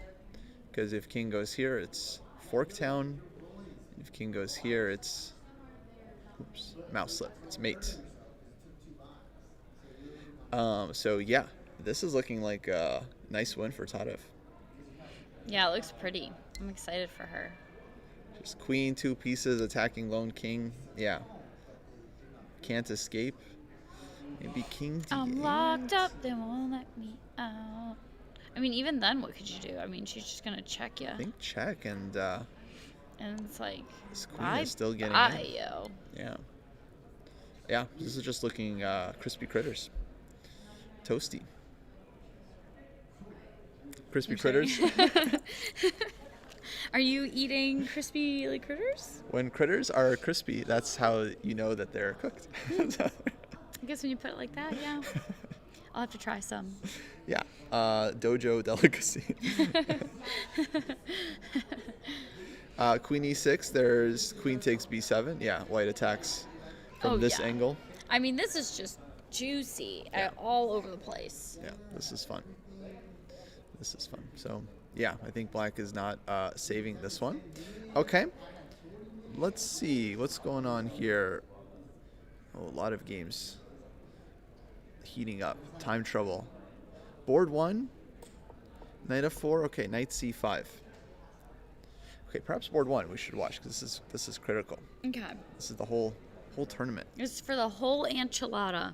For all the marbles. Yes. Okay, yeah. And this one, okay, and this is one with the like weird bishop and stuff. Right. White pressing on the board and the clock. I think white, I would definitely want to be white here. For sure. For sure. It's kind of one-way traffic. And I honestly, I think I would take that bad bishop if I was at this point. Because what they're going to take back is you're going to get a bishop and a rook. Well, right now bishop's hanging. Yeah. So we're threatening to take. Yeah. I For would, sure. But I would take with the knight, Okay. right? Because then you're up a whole rook. Oh, if they take. Yeah, yeah, yeah. Yeah, take with the Probably knight. they wouldn't. But knight b7, yeah, they wouldn't take. You don't think? But now their rook is stuck. Well, Because, like, so if you take that bishop and they take the knight, and then you take, Yeah. now rook up. you're up a rook. You got, like, some pins going on, you know, but you're saying don't take. Well, I would say from Black's point of view, they're losing a piece. Do they want to then lose up to a rook? Probably not. Oh, I'm sorry. You're saying if knight takes the bishop, Yeah. black does not have to take back, is what you're saying. Right, right, Okay, gotcha. Sorry. Yeah, yeah, yeah. So either way, it's like you win a piece. My instinct is rook takes just because I kind of want to trade pieces if I'm up a piece. So I like, okay, I offer the rook trade. But either way, I think, yeah, of course it's 3 minutes, but he's gonna save the bishop. He's gonna go bishop c8, bishop a8. He's gonna figure it out. Dun dun. But it's tense. It's tense. They're playing inside, folks. OTB. Yep. You know, it's not like online chess. You lose the game, just start next one, no problem. Here, it's like And nobody knows. Here, everybody's watching everyone's you. watching. Yeah, hands are shaking. Yeah. Have you gotten the shaky hands? Not really. No? Okay, good. No, I feel like I get like kind of shaky when I'm like, okay, I think this is going to work. But when it's like really gonna work and I'm like, okay, I think this is gonna happen. But like when I'm losing and stuff, I don't really get shaky hands. I just get like depressed. Fair. Yeah. Knight e6. Okay, Grandmaster finds tactical move. So he's counterattacking the bishop on g5. And trying to trade off. I don't really know about that. Hold on, let me think here for a second. Skeptical, huh? I I'm just also skeptical. feel like, yeah, I'm not convinced. And, you know, I don't think I would take the knight with my knight if I was white. Mm-hmm. Because then, I don't know. Hold on, wait, Well, maybe you would, because then the bishop's pinned. Yeah, either way, I think white's better here. I guess if you take on e6, black's idea is to try and survive with opposite color bishops, but here white is better for sure. Definitely. I thought this might be interesting to take this way and open up this rook. Oh, I like that. Might get wrecked, but I guess rook e7 and black is kind of holding on. Rook takes a6, but I would say good drawing chances for black. I thought this might be interesting. Knight takes bad bishop. Yeah. Black takes here, and then we drop back. And so we defend this one, and now we're just trying to Clean up. munch. Yeah. Yep. Munch the critters. Hometown buffet. Queenside edition. All you can eat, baby.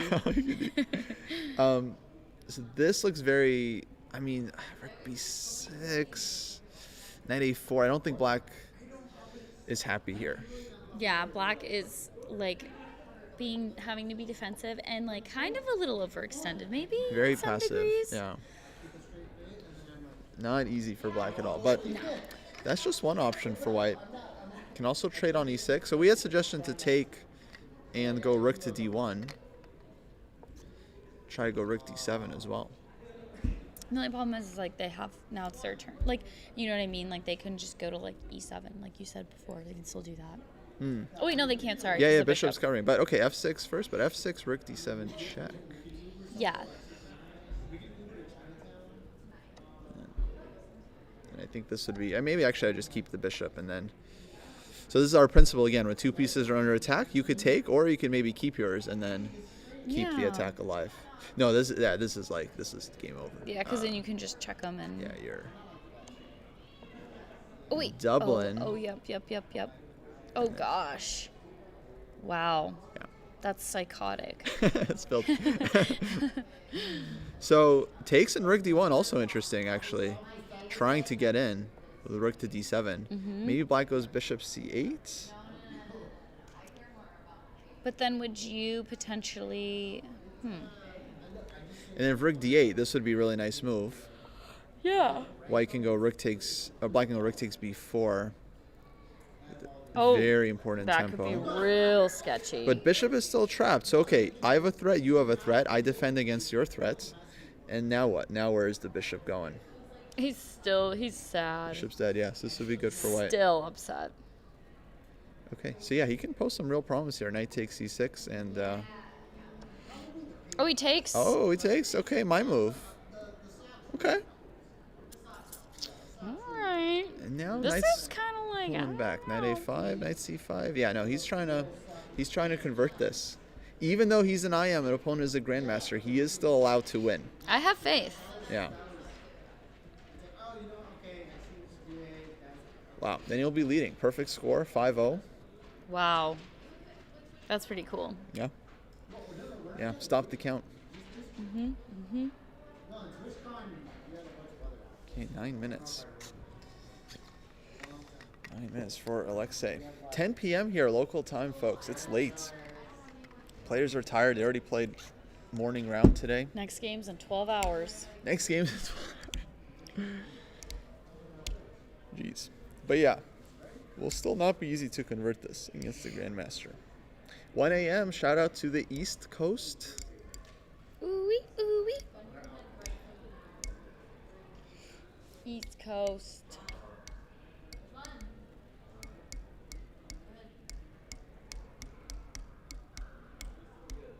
Do you like my song? Yeah, is that Charlie Puth or who's that?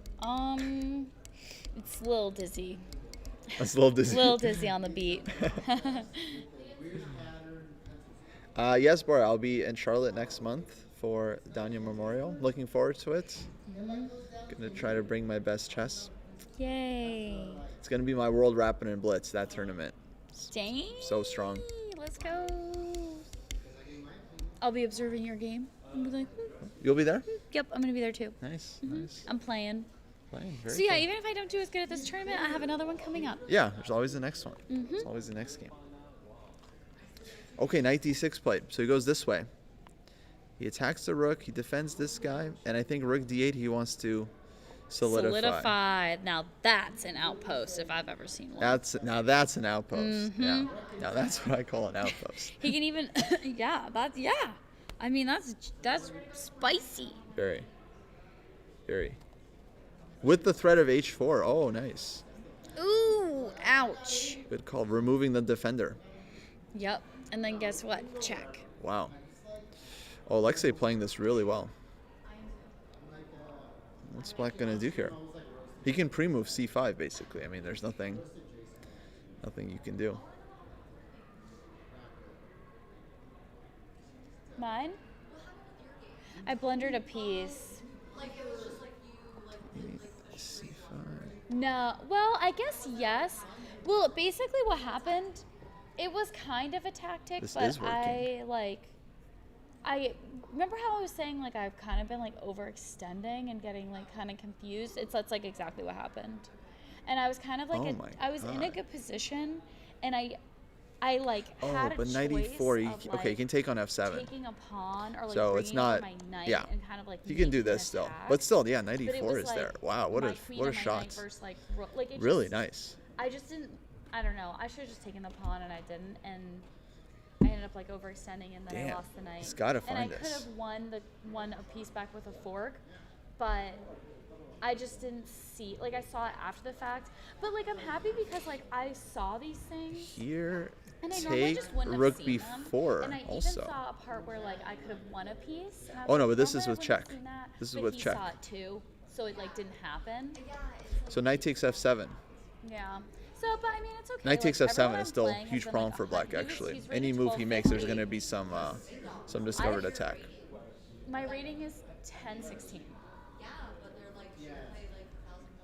These people don't believe in h3. Yeah, somehow never had a chance. Like, yeah, I'm bummed that I'm Never losing, had a but I chance am, to like, play this. kind Now of- h4, I'm I doing think, is okay coming. for, like what I'm playing. Like I don't know. Honestly, it's probably because you didn't play someone first day, so they were like, let's just pair her up, see like where she is, Mm-hmm. you know, and then tomorrow they'll pair you up with someone that like. Okay, 1 minute here for Praneeth.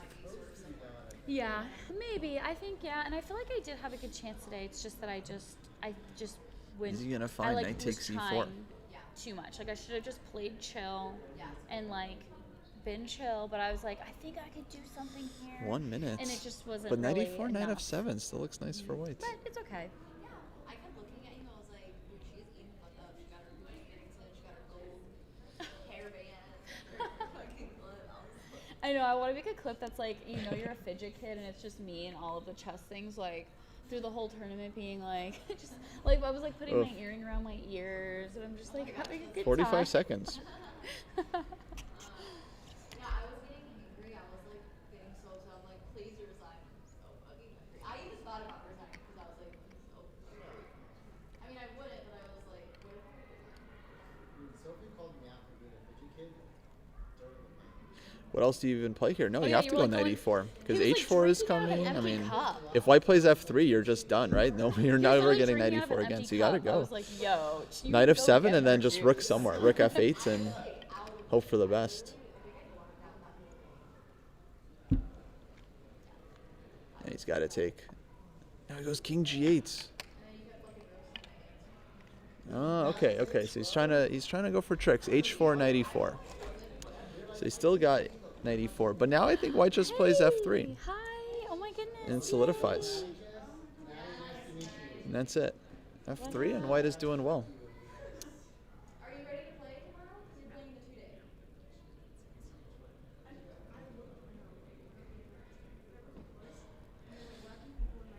Let's see what he does here.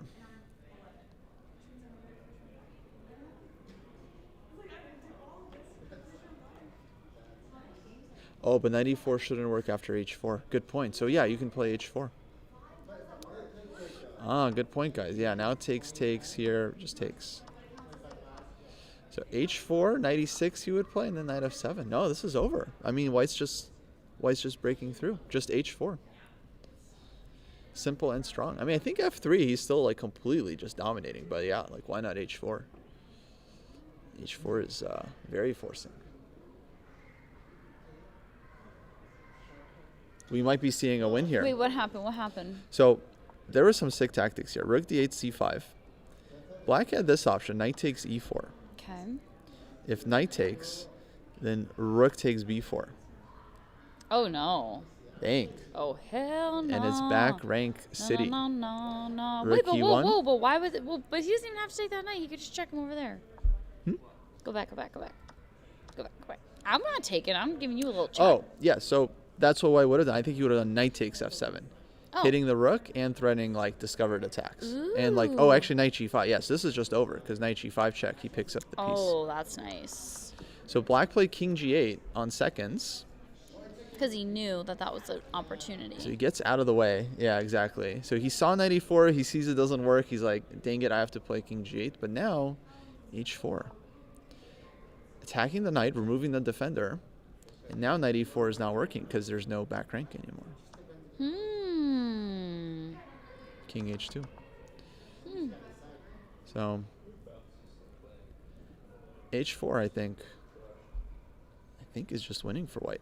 Knight would have to drop back, then he can take on f7, hitting the rook, hitting e5, knight h6 check. Dang. Over red rover. That's 6 minutes for Alexei. crazy, bro. Yeah, I think he's just kind of double checking. I mean, he could also play like f3, solidify. He has this pawn he can take at any moment. Yeah, if he feels like it, you know. At this point.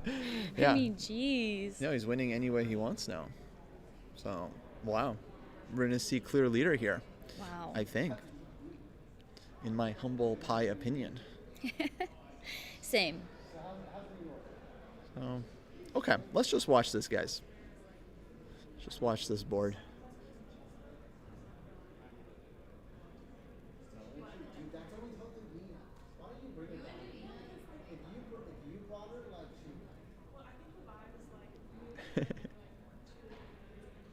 That is Tony. Dude, you guys weren't here earlier. There's karaoke in the background. There was. Did you hear yeah. karaoke in the terminal? No. No. But I also was like way at the front. Right. So I don't know if you were closer to like the middle or something. 33. I used to be 28. You look like dapper 20. Thank you. I get that a lot. But yeah, there's karaoke. That was fun. A lot of Goo Goo Dolls. 2 people sang Iris. 2 people. Wow. Separate. Interesting. Yeah. I heard someone singing Gangster's Paradise, and I was like, that goes kind of hard. It was an experience at the chess tournament for sure. First time I'm seeing karaoke in the chess tournament. Did you do it? I did not. Someone should have redeemed it. I wanted to save my voice. Should have saved your voice for commentating. Yes. But yeah, I probably would. Yeah, 20 subs. Yeah, I'd do some karaoke. Really? You heard it here, guys. 20 subs 20 and he'll do subs. karaoke. I'm about to sub really quick. That's one. Is this? I don't like that. Typical millennial problems: getting called 28 and having to admit you actually remember the 90s. Sure. Well, I don't know if you really remember them though. You were like a baby. I was a kid. I remember the 90s. I mean, a few years. I remember Nick at Night Nick at Night. back Yo. in the day. And, I remember. Good times. Nick at Night. It was like a TV show, but I don't know if you were even allowed to watch TV. Doesn't surprise me. Oh, you were too busy massaging feet.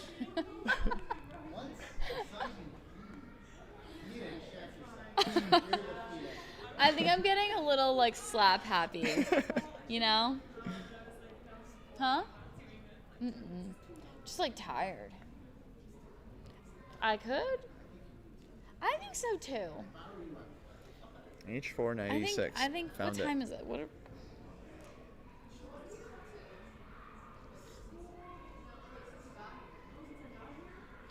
do you have some?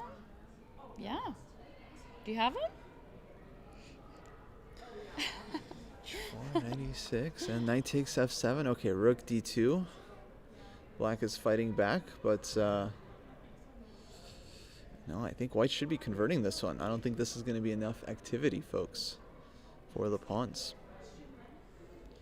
4 Not minutes the here pawn push. for Alexei. He's No, I'm gone just in kidding. I one. don't know what happened. I looked away. Well, we got h4. Oh, we did kick the knight. Takes f7. Let's go. Black tries to activate, but now he can take a second pawn. He's got this one. I mean, he's going to be 4 pawns up soon. It's a lot of hanging pawns here for black. It's looking a bit messy. Yeah, bit dodgy. Bit dodgy.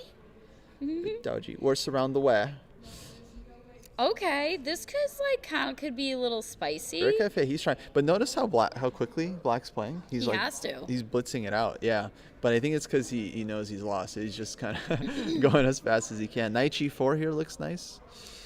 Defending and attacking. I guess maybe h5. Bit annoying. Would you push that little pawn or I no? like f3. You do? I Okay, think just so. curious. Okay, f3, you do have to be careful because knight f4, actually. Maybe you don't want to allow that one. So maybe we have to be a little careful here. But do you think moving the rook back is a little meh? It's a bit passive, but at this point, you're up 2 pawns. You're about to be up 3 pawns. You're about to be up 4 pawns. So, yeah. And you're up a lot of time. You can take a passive rook for 4 extra pawns. Okay. It's like we're talking about the evaluations. Like, okay, your rook is a little bit passive, but 4 pawns is 4 pawns. Yeah. It's like, you know. So, but yeah, 3 minutes left. So this is anyone's game. He has knight f3. Not anyone's game. White's going to win, but he has knight f3. Oh, just in general, just block it up. Yeah, kind of cemento. And then attack just the start rook, collecting pawns? and Yeah, then 'cause just then what? take, Okay. and he's got the Zoe pawns, the two Yes. connected passers. I kind of like knight f3. I like the tempo here. And then Oh, yeah, start because you're taking threatening the rook, pawns. too. Yeah. Okay, goes rook f1. Oh, just call me an Your move. am. You're an I am today. After the fact. Now he's got knight c6, rook a6. No, it looks great. mean, Black's gonna hop in with the knight, but it's just a couple checks. I don't really see any real counterplay here for the Grandmaster. Welcome to 2 rounds per day. Okay, 90 seconds. Wow, critical game.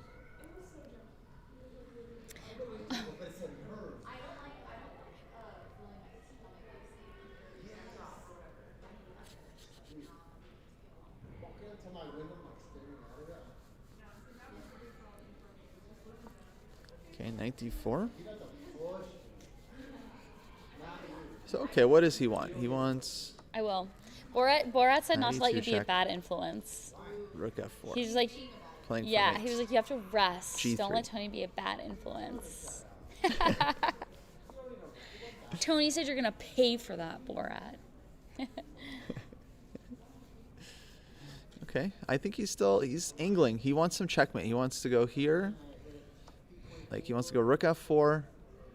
White takes this one. And then he wants 92 check. Rook takes h4. Swindle of the year. Swindle of the year, if I've ever seen one. That's what he wants. That's psychotic. Chances? Oh my god. Chances? Slim. Yeah. Are they? Yeah. Because Alexei will see it. Alexei, he's already seen it. Oh, he's like, okay. he's gonna see it a mile.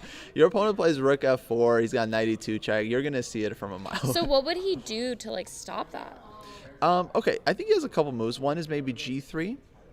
But then the knight can still weasel his way in. Oh, but I There's guess you checks, could, but now your king has squares, so it's like, okay, you give like, up this whatever. pawn, but you're taking this. Like, this is the pawn that white wants to win. okay, So so you can just you're like promote on the whatever. queen side. Exactly. Okay, that's fair. So as long as black doesn't get any real threats against the king, basically he's just busted. Okay. Just losing to these pawns. So I think we're gonna see rook f4. I feel like that's the only kind of try. I once won it. There we go, rook f4. I once beat a grandmaster actually because he blundered mate in 2 in the endgame. Were you like shaking like a leaf with excitement? I was nervous. Yeah, God, I I, feel like- I thought he might like swing, swing at me. He's, like, so pissed, you know. Oh my god. Did they like kind of throw their piece or something? He was, I would say, he was pretty cordial about it. He was Okay. okay. He resigned respectfully, but yeah, Damn. he was like winning, and then he just hangs mate in 2, just unexpected, and yeah. And you were like, hee hee hee. Rook f4, last chance.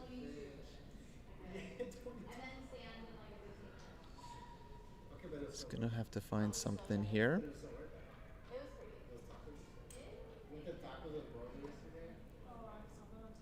F3, but F3 there's still a check, and that's a little scary.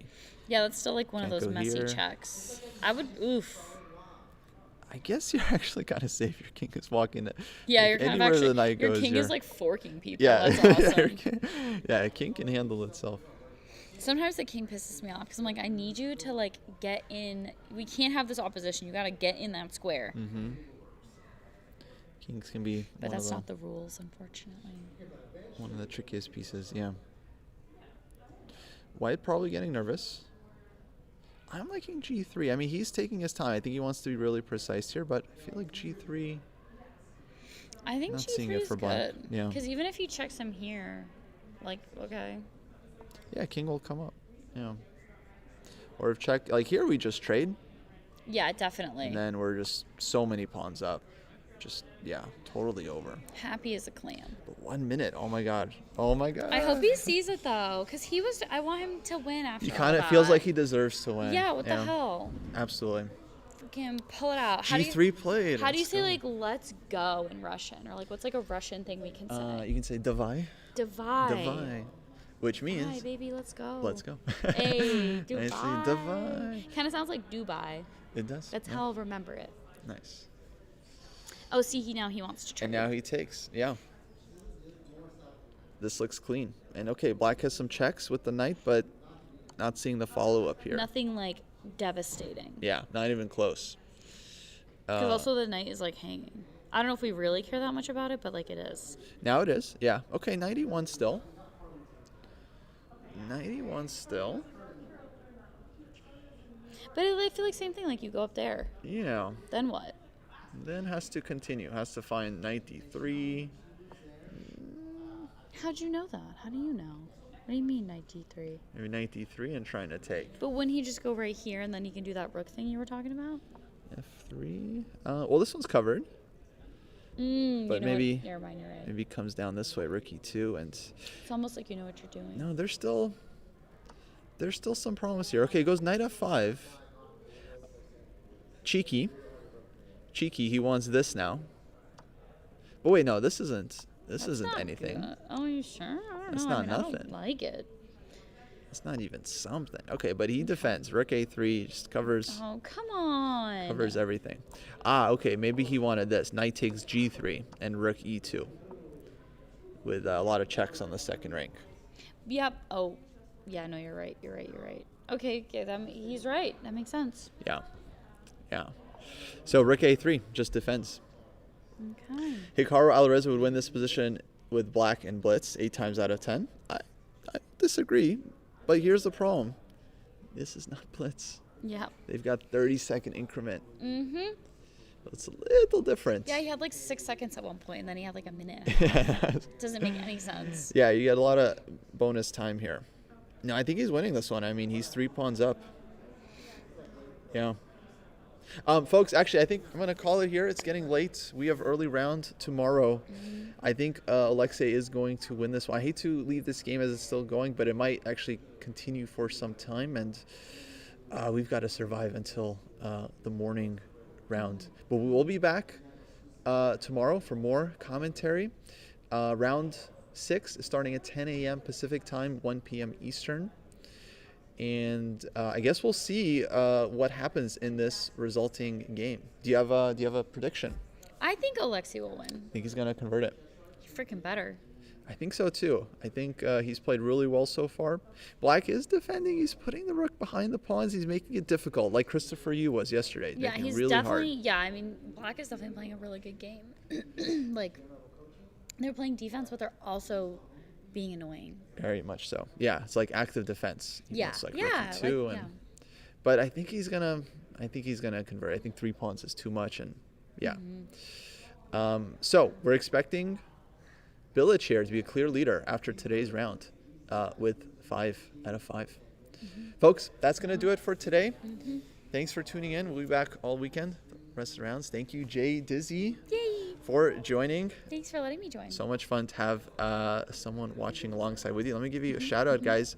If you're in the dojo chat, Oh. follow Jay Dizzy. Whoa. Is this right? 2 that's Ys? 2 right. Ys? Just 4 Ys total. 4 Ys total.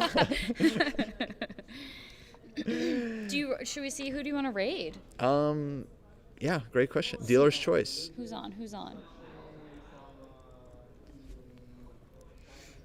Trust Dojo's on. I'm just kidding. Chess Dojo. Let's raid that.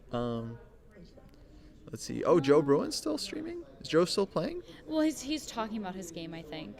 Okay, gotcha.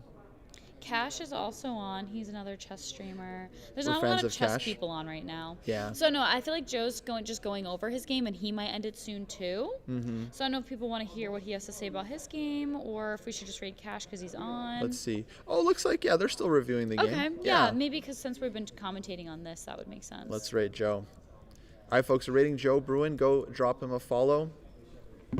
And we'll see you back here tomorrow for the rest of the National Open Vegas Chess Festival continuing. Follow. Thanks for the stream. Let's go, Yay, Martin. Thank you.